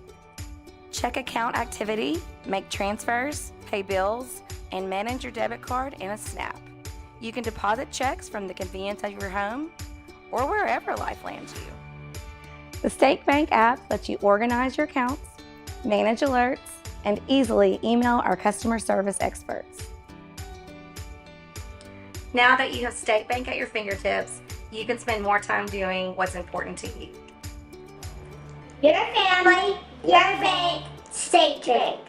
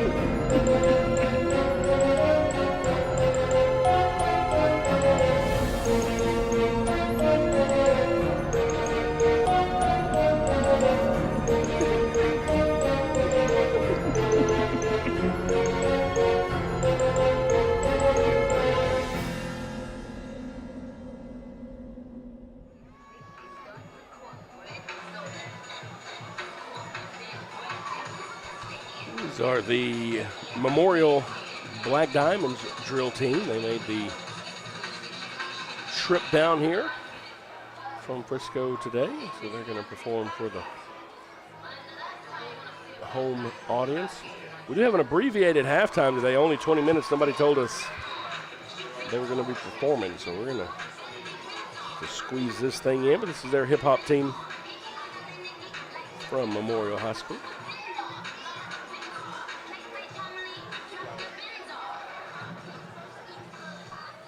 I'm going to be careful with the background noise there. Sometimes Facebook doesn't like extra music, doesn't know where it's coming from, and wants to try to take stuff down, and I certainly don't want them to do that over some hip-hop dancing out there. But young ladies put a lot of time in, so we're going to give them an opportunity here to show off for this Pleasant Grove crowd.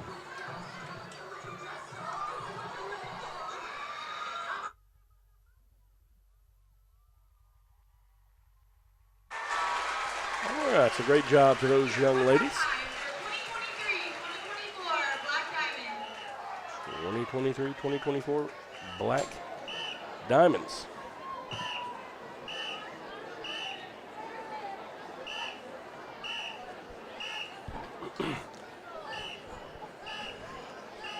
So as they come off the field, we'll get ready for the Pleasant Grove Showstoppers. This, of course, their 40th year. And, Jay, I know they've got something special going on next week. And I guess maybe a lot of the former Showstoppers are going to be coming in. Is that – you got some girls as part of that, I'm sure? Yeah, they have a lot of extra festivities planned on game day. And I believe they're actually going to have some get-togethers maybe throughout the weekend. But excited to be able to see the 40 years be able to come together. And yeah, I mean, it's been amazing to me just how good these Showstopper routines get, especially by the time that they get to their spring shows. Right. I mean, it's pretty impressive. But being able to see them on the football field is definitely the peak of my interest I have for them.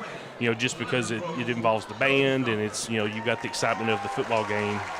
But just looking forward to another good performance here by the Showstoppers. Yeah, Christy Robinson does a great job with them, and she puts a lot of time and effort into that. And this year did a little sprucing up and stuff in their gym. So a lot of the ladies, if you're coming in next week for the 40th, you'll get to see some things that have been added in there, just trying to make that space a little bit nicer for these girls who really put in a whole lot of time and effort into what you see not only out here on Friday, but like you talked about, Jay, a spring show that's a multi-hour event out there with a lot of different things to learn. And so pretty impressive to see the work that these young ladies do. And so let's join in and check out the Pleasant Grove High School Showstoppers.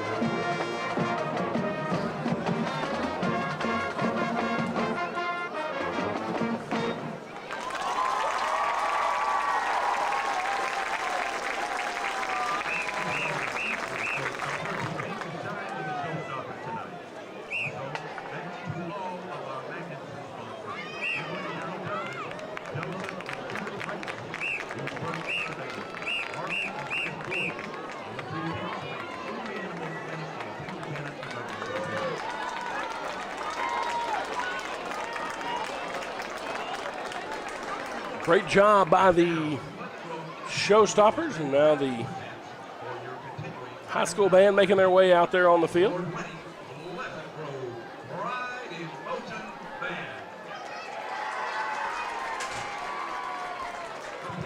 Wait on the middle schoolers to come out here and join them as well. So you can see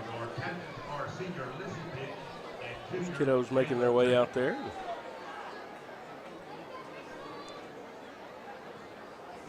Big tall kid in the middle with the 4 drums going all the way back at the 45-yard line. That's one of mine. And then the young lady right here on the front with the flute at the right side 43-yard line or so. That's mine as well.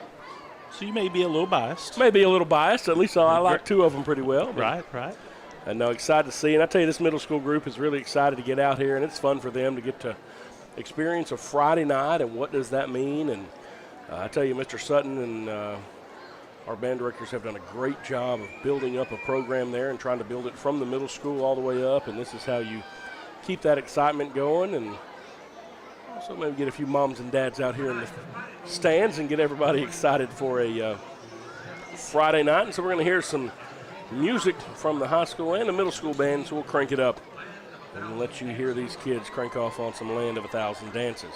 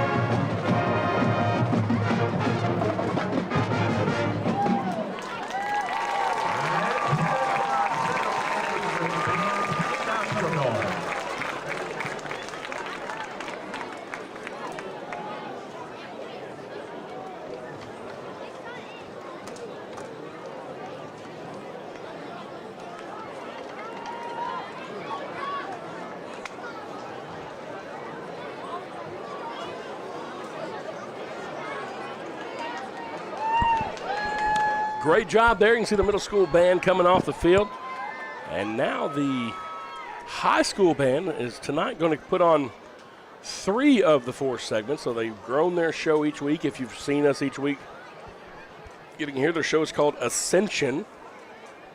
And segment 3 will be put on this week in just 2 weeks. 2 weeks from tomorrow, the Hawk Band is hosting an invitational marching contest right here at Hawk Stadium. You'll have a chance to see marching bands from around the 4 states area come out and perform. Our band will start the day off around 10:30 in the morning, and then the next week is Texas High contest, and this time for area. This is full-on competition season for the band. They've been working on this show since July, and so today we'll see the first 3 movements, and I'll be looking especially in segment 3, a trombone quartet going on out there. So join us as we catch up with the Pleasant Grove Pride in Motion Band and their performance of this year's show, Ascension.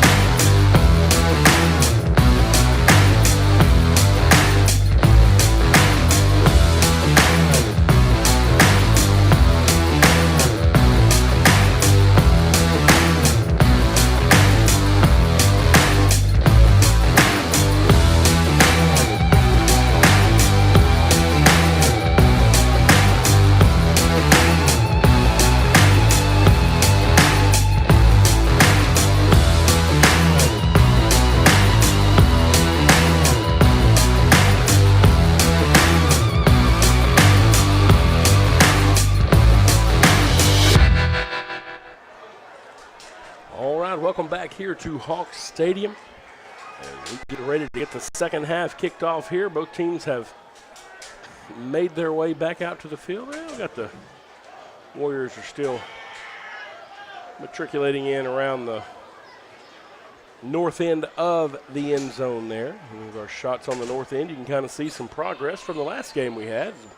More of the field house gets closed in. They got a lot of the downstairs walls built, Jay, and getting ready to move some things upstairs. I see some walls being built in the new coach's office back over there. The left side of what you're seeing there, that's going to be the coach's office area. The right side will be where the PGTV studio is, as well as the film room for that. And that scoreboard, that whole thing you see down there, that'll be going away. And right up there in the middle, we have a new 45 by 27 or so video board. And just some great stuff going on for our kids coming up. So it's exciting times here in Hog Nation for sure. Yeah, I'm going to take advantage of some of the connections I have. Hope one of them being you, I hope. Yeah. To be able to maybe run through the facility. Yeah. And actually, I want to take just a tour of the total campus, just to see the many great things that have developed just in the last 6 months. Lots of stuff happening for sure. Yeah. So many thanks to the taxpayers of the district, the bond election that's enabled all of these new and exciting projects to be completed. Absolutely. And started. Yeah, and that's the deal. I'd like to see it going. And when you come to a game, you'll pass the new cafeteria that's being built. That really just one of those things, a matter of necessity, new 500-student cafeteria up there. You'll pass by the Scene Shop, an investment in our theater program here. It's a big award-winning program. More space for those kids to design and build sets. And then right here into the stadium. Number 35, Blake Bollinger with the ball teed up. Little Maverick-style kick. Fielded up at the 22-yard line by Lance Jackson. He's going to get it up to the 30. And it'll be 1st and 10 for the Hawks from there. And, we also got to move into the brand-new CTE building right at the beginning of school. And that's got a lot of exciting things, too. Those kids and teachers have really enjoyed that. So good stuff going. And even over at the middle school. If you come through Cooks this morning, they got the slab poured for the new entry lobby over there. And so that'll start to take shape over the next few weeks. The interior of that is about 50% done, probably. All the walls are there and painted. So, yeah, like you say, lots of exciting things going on everywhere. Hawks now coming out on offense to start the second half. Akari Johnson, quarterback back in shotgun, and he has Nick Bells lined up to his left. 2 receivers to each side, and he wants to throw it early. Firing down the field, has a man there, caught Jackson Gibson at the 45. Gibson at the 30, turning it on at the 20. Pursued and shoved out of bounds near the 10-yard line. Jackson Gibson with another big reception on the night, and that's got to put him close to the century mark, including a 21-yard touchdown to start the game. Look at this Texar instant replay. Yeah, I think Jackson thought he may have had a defender a little closer than there was. He started protecting that ball a little soon, possibly could have got a couple more yards. Nick Bells off tackle to the left side, diving forward in, touchdown. Hawks. Pleasant Grove using some speed there, getting to the line quickly. Nick Bells, the sophomore, carries it off tackle to the left, dives it into the end zone, and the Hawks spread the lead, 55-7. Waiting on the extra point from Caleb Jones. Yeah, 2 plays making it look easy tonight. Snap is back, kick is up. Got a flag on the play. No, just a whistle, I guess. Kick is good. 11:38 left in the third. Hawks lead at 56-7. We'll stay here with it, Jay. And interested to see, we talked about how are the Hawks going to come out as we start the second half. And Coach quickly getting the ball out into Jackson Gibson's hands. Akari Johnson hitting the senior receiver out there. And Tony Kirk talked on the radio at the beginning of this year, talked about Jackson Gibson and said, I really think he's a sleeper for a kid who's got a chance to make it big. And he talked about just a lot of times the intelligence and the game understanding that a coach's kid is going to have. And he said, I really think you're going to see some big things from him. And it turned out to be true there. Absolutely. The route running on that play as well as the fake to that tunnel screen there was definitely big in allowing that gain for Jackson Gibson there. Yeah, that tunnel screen was deadly earlier, and when you can go back and allude to that and then find Jackson open there. Works out well. Carter Buxton with the ball teed up on the 40, set to kick off for the Hawks. High end-over-end kick, and it's going to sail into the end zone, and so it'll be a touchback. And the Warriors will start this thing, 1st and 10 at their own 25. 56-7, and Jay, we said we wanted to see some sharpness from the offense. We talked about that we'd like to see some other guys with an opportunity to get involved in the game, maybe even early in the game. I guess if Coach Gibson would listen to us more often, we'd do a lot better, huh? Is that what? Well, I'm not going to go that. Is that what we could? No, we're not going to say that. I'm not going to go that far, but I do know that both the offense and defensive line has been rested. We've had a lot of different players on the defensive line, and our offensive line has not had to play both ways tonight. Yep, and that's been huge.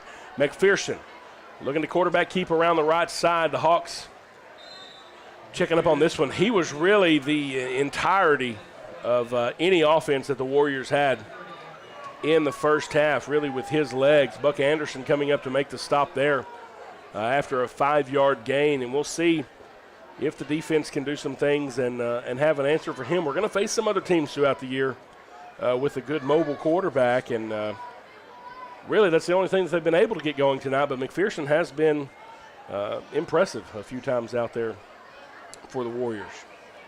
2 receivers to his left side now with 1 to the right side. Hawks sending pressure. And this time, Jaden Scales, the sophomore, comes in to make the tackle, and they fake the handoff, and I think Jaden had to figure out who am I supposed to tackle here. Kind of a wonky look on it, but he was still able to bring the quarterback down, and that's just a little read option play, and neither option was really advantageous because Scales was right there in the middle of the option, and not sure that's the way you draw it up. Yeah, and Scales actually punched the ball out, and it was a lineman that was able to keep the ball on the Warriors' possession side. Tailback in the game is Beckett Martin. They hand to him. He's looking for some room around the left side. He's going to get up to the 35-yard line before he's wrapped up by Walker Wright. Wright's played a little quarterback, played a little free safety tonight, has done a good job on both sides of the ball. Beckett picks up just enough to move the sticks, though, up to the 35-yard line, and so it'll be 1st and 10 for the Warriors as we roll inside of 10 minutes remaining in the third quarter here at home with the Hawks up big 56-7. Yeah, outside of McPherson's runs, Pleasant Grove has done a great job containing everyone else to short gains for these Warriors. McPherson rolling to his left, looking down the field. Firing. And it's going to be incomplete. Sailing over the head of the intended receiver, and that time I think his momentum toward the sideline carried that ball out of bounds. Falls incomplete. 2nd down and 10 now for the Warriors. Yeah, Pleasant Grove defensive backs continue to have a good night, keeping these receivers covered, really limiting what McPherson has to choose from downfield, if anything at all.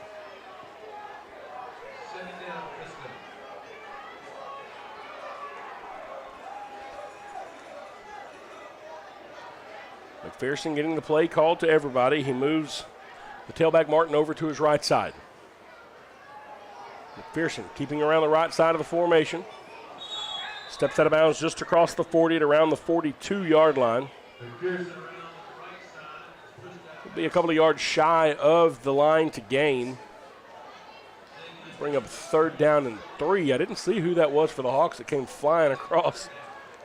Trying to hit him going out of bounds. It might have been Scales over here. It was either him or possibly Jalen Boardley coming across from that. Is he out there playing safety right now? Yeah, Boardley is on the opposite side. Maybe that's who it was. I just saw a flash come across down here on the bottom side. McPherson hands it off to Martin. Martin flattens it out, and he's going to be about a yard shy of the line to gain. Looked like there was a hole there, and boy, it closed up quickly. Well, if Jaden Scales had not made that stop, I think there were 6 on the board for the Warriors on that play. 4th down and 1 from their own 44-yard line, and I would imagine we're going to see McPherson with a quarterback keeper on this one. We'll see what they call. Does have Beckett to his right. McPherson pulls it out of Beckett's gut. Quarterback keeper into the middle. He needed 1 and he got 3. He gets it up across the 45 to the 47-yard line. And a lot of this is reminiscent of that Oregon offense back in the early aughts. So under Chip Kelly, just a lot of triple read option there from the quarterback. And Noah Sexton back in for the Pleasant Grove Hawks. And then with Eddie Tank in the middle. Quickly back to the line now come the Warriors.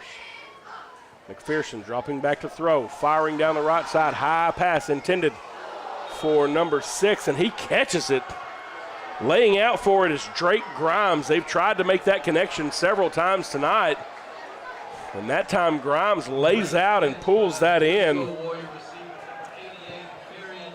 course, they're trying to hurry up, but I think if we had the replay to look at, Warrior did have his arm extended there to create that space, but great catch anyway.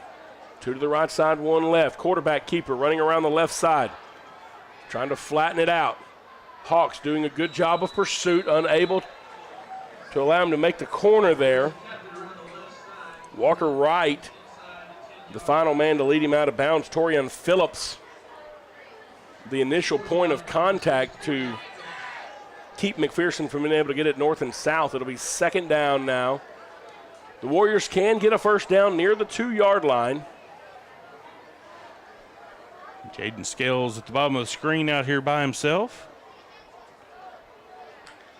2nd down and about 6. Ball's on the ground. We'll see who has it. Looks like a lineman was able to get it for the Warriors. They were able to get back on there. Dangerous situation there. We'll give big number 50, Alan Gonzalez. He's a senior lineman out there for them. He got back on that. We'll give him some credit. You get on the ball that quickly. Yeah, I think he's actually recovered 2 of those so far tonight. Basically this half. Moves the ball back to the 10-yard line now. McPherson on 3rd down and 7. Looks at 2 to the right side and 1 to the left side. Quarterback keeper left. Hit initially by the Hawks. Gets off of that first tackle. Jalen Boardley able to bring him down. Boardley trying to strip that ball out. McPherson does a good job to hang on to it. It's going to bring up 4th down. That was a hard-earned 1-yard gain for McPherson. And you can tell the Hawks are keying on this quarterback run here as we start the second half. Tight end, the only man on the left side of the formation now. Big wide right side has 3 receivers. 4th down again. The Warriors can get a first down at the 2. McPherson rolling right, hit right as he throws, incomplete. The ball sails out of bounds. Jamon Wheeler providing the pressure for the Hawks. And the ball goes over on downs, and it's 1st and 10 Pleasant Grove at our own 9-yard line. Yeah, Jamon greeted by 3 different coaches as he came to the sideline from that pressure there, causing the quarterback to throw an errant pass. And we now have Pleasant Grove ball with about 90 yards for another score. 6 minutes and 16 seconds left in this 3rd quarter. Akari Johnson and company coming back out onto the field. Looks like number 22, the sophomore Buck Anderson, will be in at tailback. Lance Jackson out there at tight end. 2 receivers on the right side, 1 to the left side. Everybody on the right side of this formation is in tight. Akari Johnson now has a man in motion, and they hand to him. Trying to make the corner is Justin Castile, and that time it's read well by the Warriors. No gain on the play, and that thing took a little while to develop, and we just couldn't get out there to the corner. 2nd down and 10 now. 5:55 with the clock rolling in the 3rd. Yeah, 1 more score by Pleasant Grove, and they matched last year's total against these Warriors. Johnson gets the snap ball, bounces on the ground, it looked like, but he got it back. Couldn't see if he dropped that or not. I have to see. Maybe he just leaned forward. Buck Anderson on the carry. Picked up about 7 yards on the play. It'll bring up 3rd down and 3 now as the ball's just across the 15 to the 16. Let me see if Buck dropped this. He did. but scooped it right back up. Some of those baseball skills maybe helping him out there. Right. Replay provided each week by Texar Federal Credit Union. We appreciate them. KJ Greer getting a little time on that offensive line.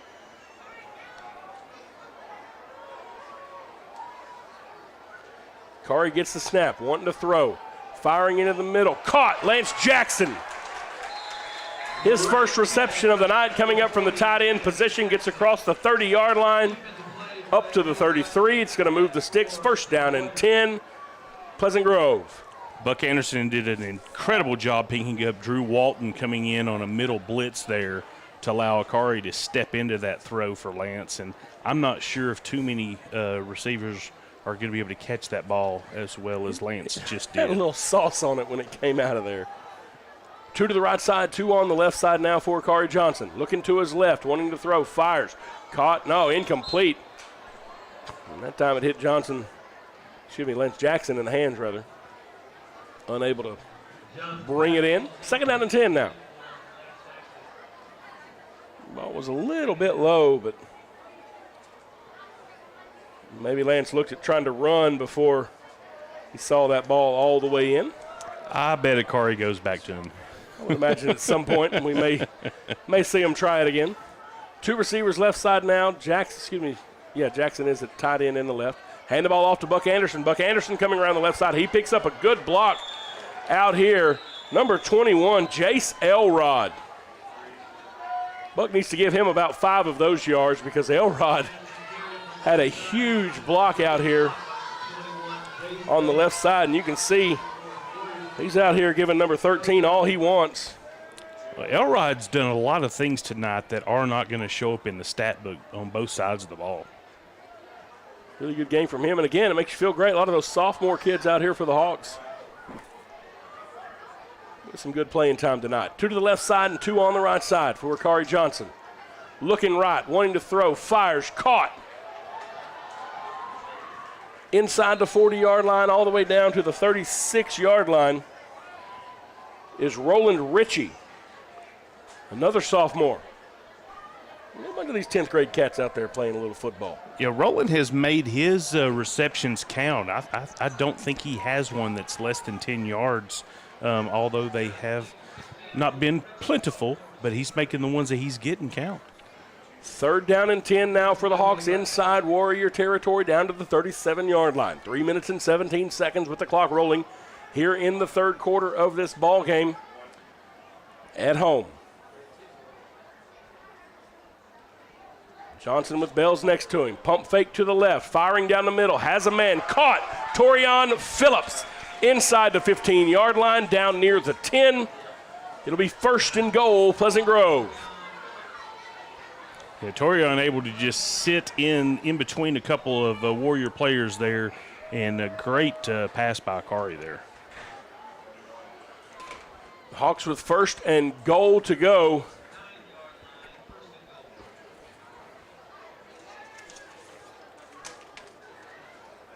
Bringing it out quickly here. The man by himself on the left side of this formation is Jabrian Baltimore. Justin Castile and Jackson Gibson on the right side. Handoff, fake to the tailback, caught by Jackson. He dives forward, and they say it was a fumble.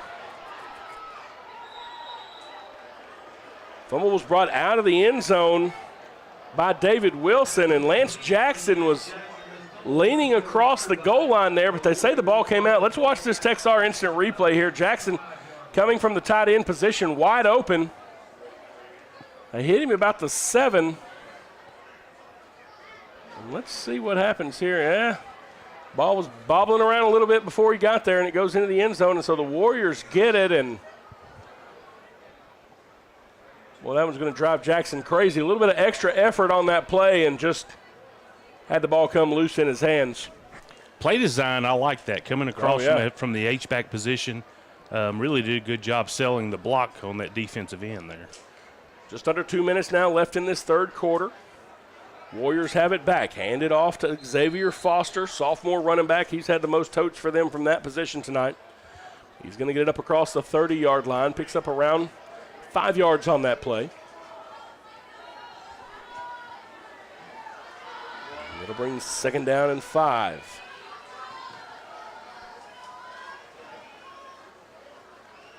Two receivers right side now, one to the left side for Demarion McPherson. Fakes the handoff. McPherson rolling to his right. Nowhere to go down the field. He's going to keep it. Gets it up across the 40. Shoved out of bounds inside the 45-yard line. It'll be enough for the first down, rather. About 7 yards good for the first down, actually. Up across to the 45. 1st and 10. Jace Elroy showing some pressure here, and basically he and Jamon Wheeler fall on top of each other. Otherwise, that would have been a tackle for loss / sack. A little stutter step there by Jace. I don't know if he thought the quarterback was going to juke the other way, but yeah, kind of got tangled up with his own man there. Two receivers left side, one receiver right side. McPherson hands the ball off to Foster. Foster spins off the first tackler, bouncing to the right side. Foster at midfield. Foster's at the 40, and he's racing down the sideline. 10, 5, touchdown. 55 yards for Xavier Foster. As he gets around the right side, Hawks. Walker Wright a little bit slow to get up after that play, but he's able to make it off the field on his own. Xavier Foster, the sophomore, and we talked about at the beginning of the game, he had to take the place of Brandon Tullis, who is out with an injury, their number one tailback. Foster's played a pretty good game out there. Sophomore for them. We've had a lot of our own sophomores going, and he gets the 2nd touchdown of the night for them. Kick off. The extra point is up, and it is good. 1:10 remains in the 3rd quarter. Hawks lead at 56-14. We'll take a break. You're watching Pleasant Grove Hawk football on Texarkana Game Day. What's it like at Texarkana College? Life-changing. Starting here means you can go anywhere. We offer student support, student life, dual credit, and hands-on training. And now you can enroll anytime. We'll help you start your future at Texarkana College. Get started by visiting us on campus or online at texarkanacollege.edu. Your future starts here. Welcome back here with just over 1 minute left in the 3rd quarter. Warriors with a 55-yard touchdown run by Xavier Foster, making it 56-14 in favor of the hometown Hawks. I think the Warriors have found someone that they can depend on for the next 2 years. Absolutely. In that backfield in Foster. Yeah, I've been pretty impressed with him and McPherson. If they could get just a little bit more time in the front, I think McPherson would have a better opportunity to pass as well, but this Hawk defensive front is just giving him problems all night long. Bollinger set to kick. And it's going to go out of bounds. Procedure penalty will come on that. Ball went out of bounds near the 30. Hawks should have it up near the 35-yard line as the offense comes back out here on the field. And we'll see.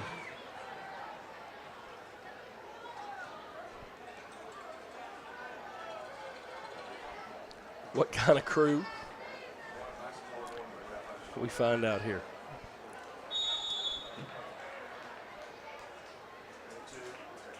The guys up front still the same. Walker Wright coming in, so good to see him out there. He was a little banged up on that touchdown play. He's none worse for the will. Nick Bales is in at tailback on the right side of the formation. We've got Jalen Bordley and Jackson Gibson left side. The man by himself is Jabrin Baltimore. Ball goes off to Bales. Bales looking for some room around the right side. Nick Bales is at midfield. Nick Bales breaks the tackle at the 40. Nick Bales is finally going to be brought down inside the 20, and Nick Bales just a little streak down the right side of the formation. 2 good long runs for him tonight before Noah Giga, the backup quarterback, finally brings him down. But look at Nick Bales here. Just finds this hole on the right side. Jackson Gibson with a little seam block out there, and Bell's speed just a little bit too much for number 42, Clayton Brim. Trying to catch him from behind. Yeah, Greer doing a good job getting downfield. Joseph Bailey doing a good job getting downfield, just continuing those blocks to open up those holes. this play is a run. It may be the final play of the third quarter. Instead, we're going to have a flag. False start against the Hawks and move it back 5 yards.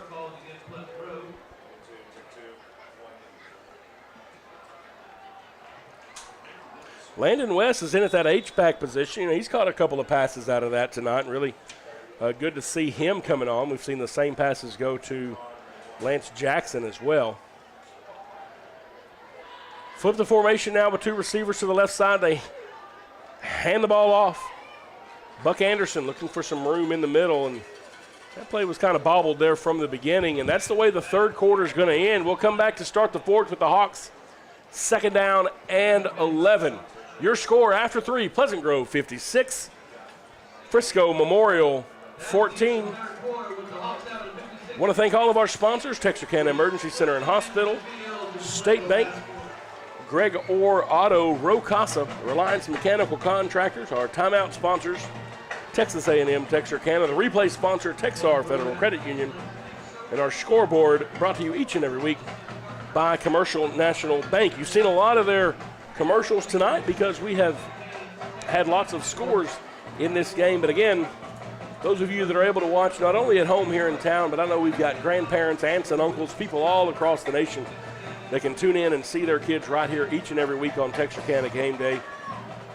We're glad to bring it to you every week, but we could not get it done without all of those sponsors. You can see them in the corners throughout the ball game, and just want to let them know how much we appreciate what they do each and every week for all of the kids here in Texarkana. And like Chase said, you and your business can get involved with Texarkana Game Day. Just contact Morgan Smith and tell him you want to know how you can be a part of bringing high school football each and every week.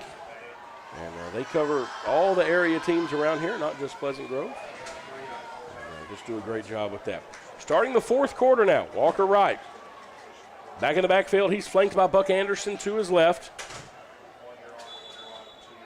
We get this thing ready to go. Fakes to Anderson. Right, rolling to his left. Wanting to throw. Walker Wright on the quarterback keeper. He breaks the tackle near the 10. Walker Wright keeping it going, and he'll get about 9 yards on the play, all the way down to the 7-yard line, and he going to be a little banged up out there. They're calling somebody over to check on him. So we'll see what's.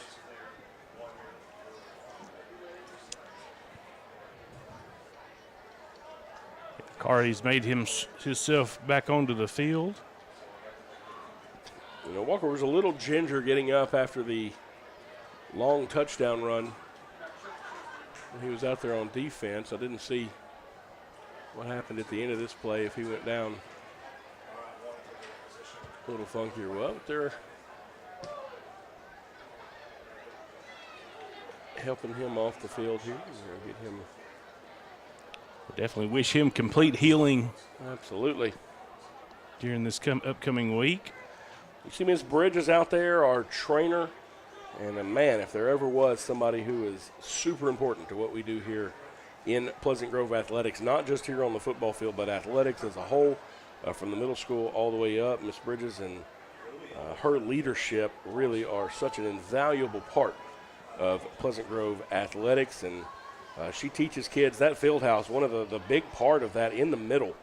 So the glass that you're going to see downstairs, that middle room is our new sports training center. She teaches those classes, and it's going to have some state-of-the-art equipment in there, the cold pools, the hot pools, the tables for doing therapy and that kind of stuff. She keeps so many of our Hawks healthy, working on therapy and the things that they need to keep themselves able to perform not here, but also just in the future and all that kind of stuff. And so excited for them. And they've been serving since the beginning of summer as well. That's right.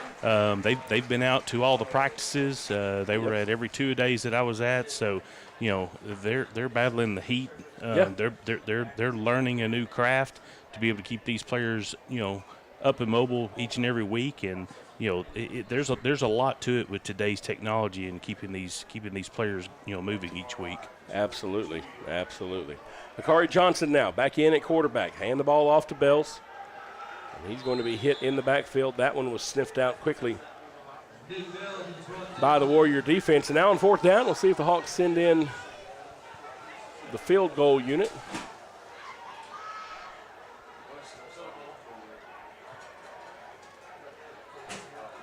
We're going to keep the offense out there on the field.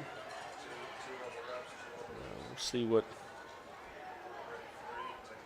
Hawks will let to do here. 2 receivers to the right side, 1 receiver to the left side.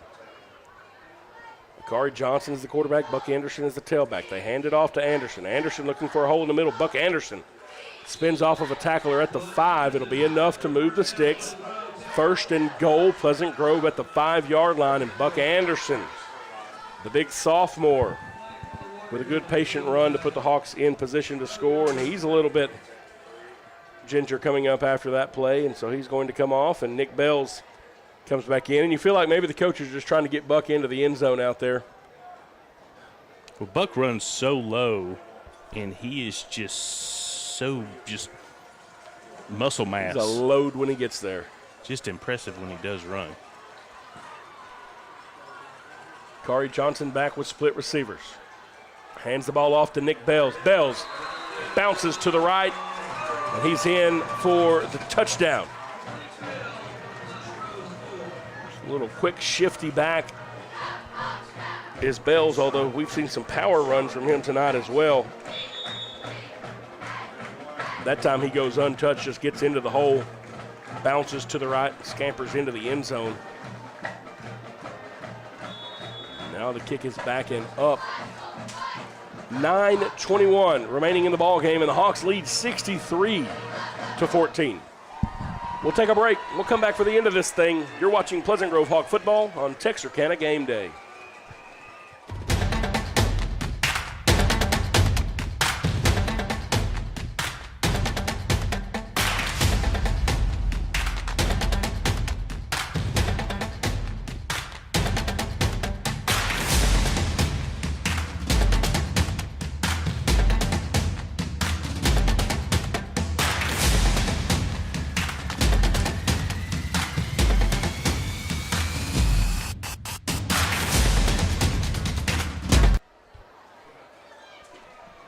Welcome back here to Hawk Stadium. 9:21 remaining in the ball game. Your Hawks leading it 63-14 over the Frisco Memorial Warriors. And Jay, we were up in Frisco last week going to that game. Prosper right there outside of that, and man, that's just an area that is growing exponentially. So these new high schools pop up and have programs. Takes them a little bit of while to get some tradition going, but they're trying to build something over there. Yeah, Frisco ISD now has 12 high schools, with Memorial being their 10th. And like you alluded, young program, only been around since 2018. But, you know, I do think that they're building it the right way. I do think that, you know, they've got a good coaching staff over there. And then the young men, you know, that I've been able to, you know, look at their Twitter and huddle and things like that. Right. They're doing it all the right way. And so I do think that there's, you know, you've got some sophomores that have definitely piqued my interest with the Warriors, and so I think that we're going to see Foster do extremely well over his high school career for sure. Yeah, if you look at their roster, they've got a bunch of young cats out there, and so yeah, I think the future is not too bleak there at Memorial High School. McPherson handing the ball off to Foster. We just talked about him. That time he's bottled up. Several Hawks in the middle of that one. KJ Greer, big number 77.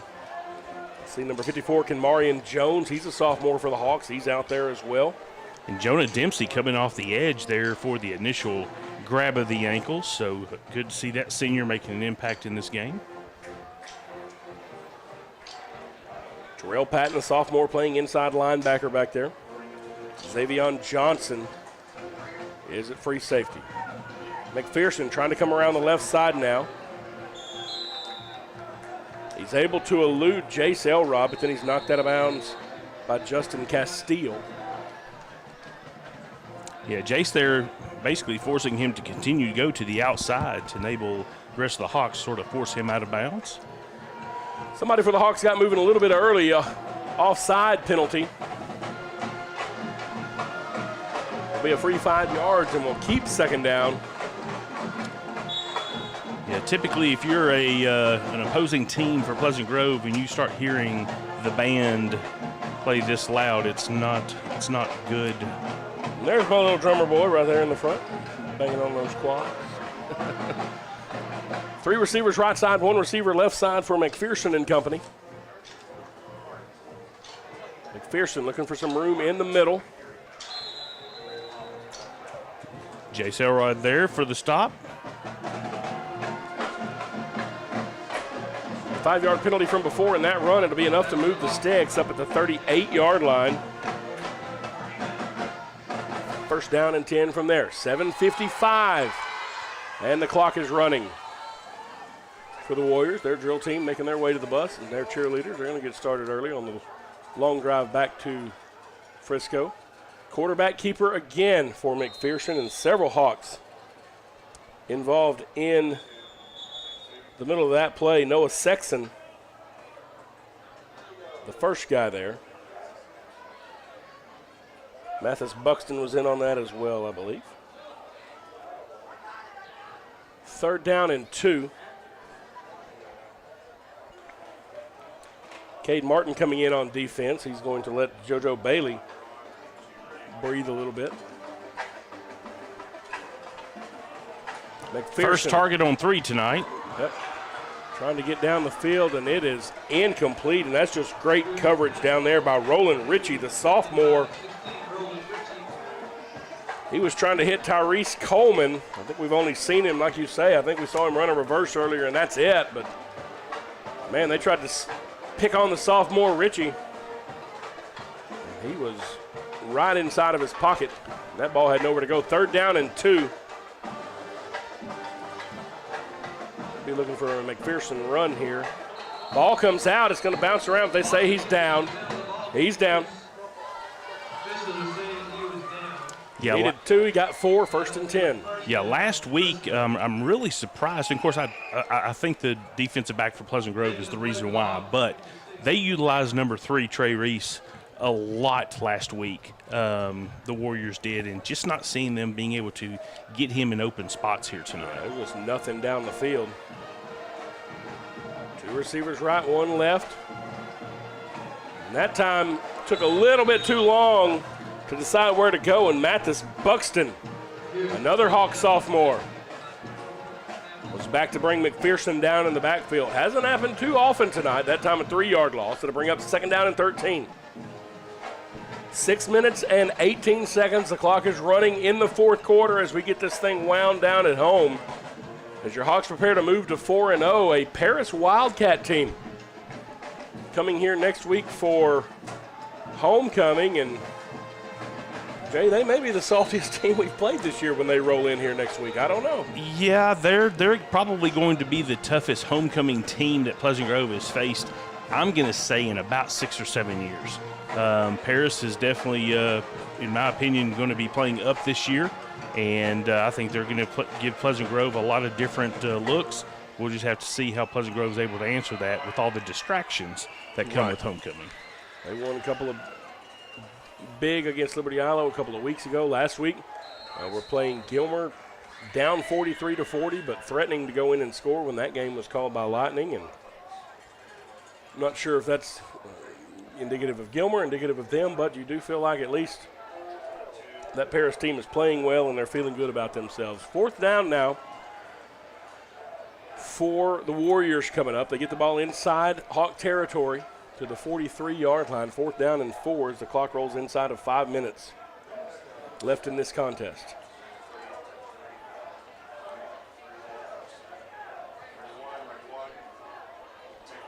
Two receivers left side, 1 receiver right side for McPherson. Quarterback keeper has enough for the 1st down, bouncing it outside. Ridden out of bounds by number 9, Xavion Johnson. Stops the clock temporarily with 4:42 left. Gets out at the Hawk 26-yard line. Yeah, McPherson just does a great job just finding that open hole pulling the ball back out of the belly of his running backs and just continuing to rack up yards for himself. Paris is in a dogfight tonight, tied 21-all with the Van Vandals, with just over a minute remaining in the third quarter of that one. McPherson handing the ball off to Foster now. Foster unable to get anywhere. The Hawks reach up, grab a hold of him. I think that was big number 77, KJ Greer there. Also number 33, Landon West, combining on the play. Be a pickup of 2, second down and 8 to go. The clock now rolling inside of 4 minutes remaining in the game.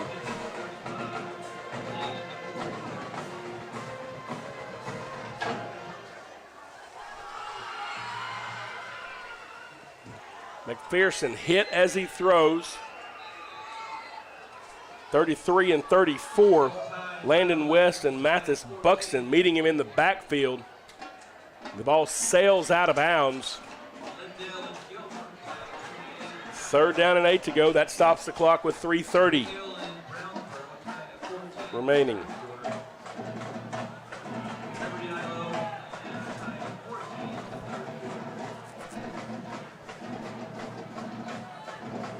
McPherson brings him out on third down and 8 now. Twin backs in the backfield. Brings him in for a little extra protection. Wanted to throw. He's going to pull it down and run.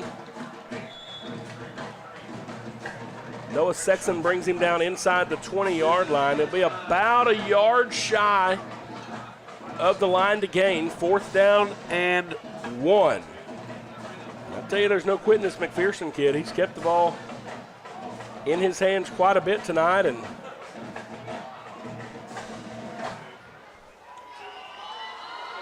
yeah, he's just an athlete, and no doubt, their most valuable player here tonight. 2 receivers to the right side, 1 receiver to the left side. Low snap, handed off to Foster. Foster will have enough for the first down. Lots of flags on the play. We'll see if it's in the area of a hold here. Foster has the first down temporarily down to the Hawk 12-yard line. Personal foul, face mask against the Hawks. So we're going to add some to the end of this. I didn't see who made the tackle there. We'll watch the end of this one. Big hole for Foster around the right side, and I guess right there, Patton reaching up to try to make the tackle, got that left hand on the face mask. First and goal from the 6. Foster, tailback, carrying it around the left side, keeps his feet driving forward. He'll be down near the goal line.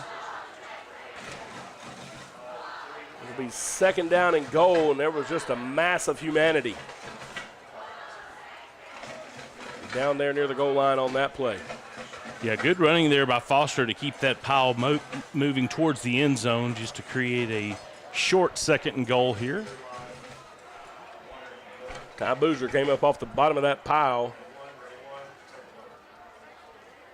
Second and goal. McPherson looking to keep it around the left side, and he is not going to get anywhere. JoJo Bailey, the first man there, with an arm and a half, able to hang on to the quarterback. Enough to make the stop, and that definitely backs it up just a little bit.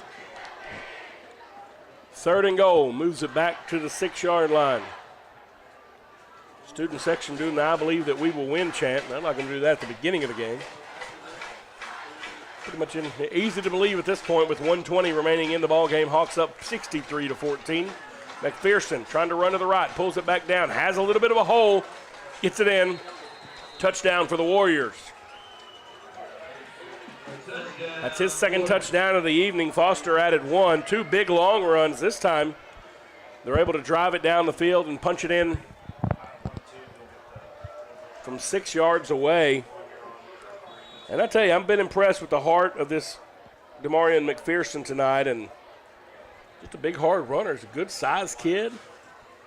But they're going to have to answer some things, are the Warriors, about protections and how do you give him a little bit more room to pass, because everybody can key on you as a runner, and at some point that'll catch up to you. The kick is up, And it's good. We'll stay here with it with 1:10 remaining in this thing. We'll get the kickoff and see if we can't get this thing put to bed.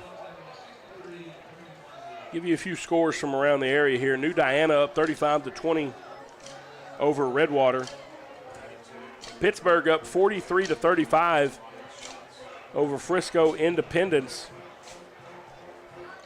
Pittsburgh lost their first 2 games. Their game last week with Tatum was canceled. Be nice to see them get a win. Then they play Sabine before they start district play. I really expect some good things out of the Pirates this year. Texas High and Tyler Legacy are tied at 14 moving into the fourth quarter. Texas High has been in some close games this year.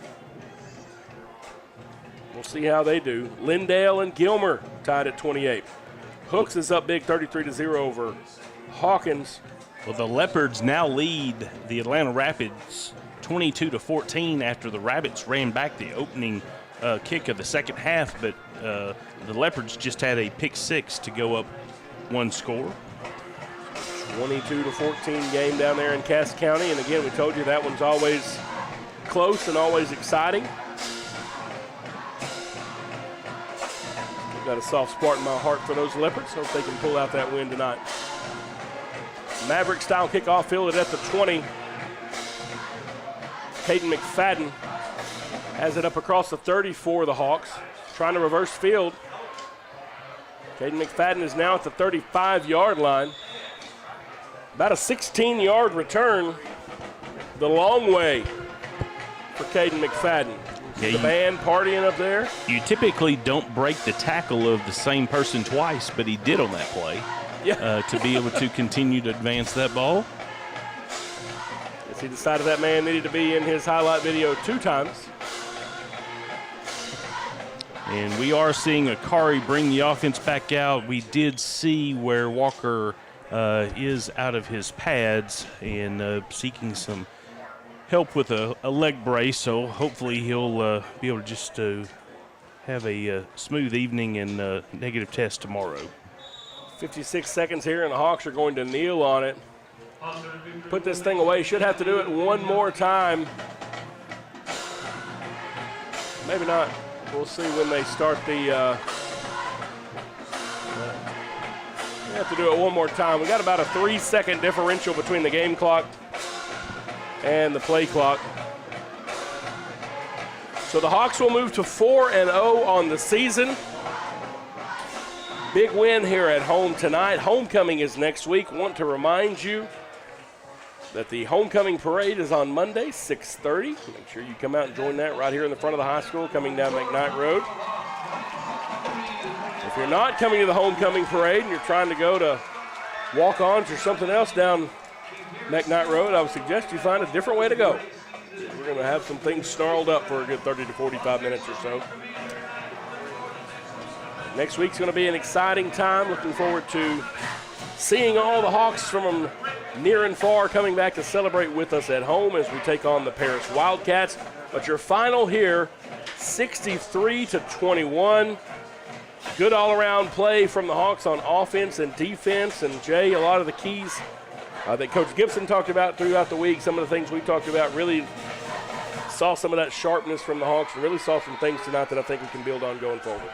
Well, now that we're seeing more players that we can, put into the puzzle of the defensive line, that's allowing that offense to stay a little more fresh. Really a big difference tonight. Really impressed with the push that the offensive line had to be able to create openings for the running backs as well as keeping Akari upright to be able to, make those good passes.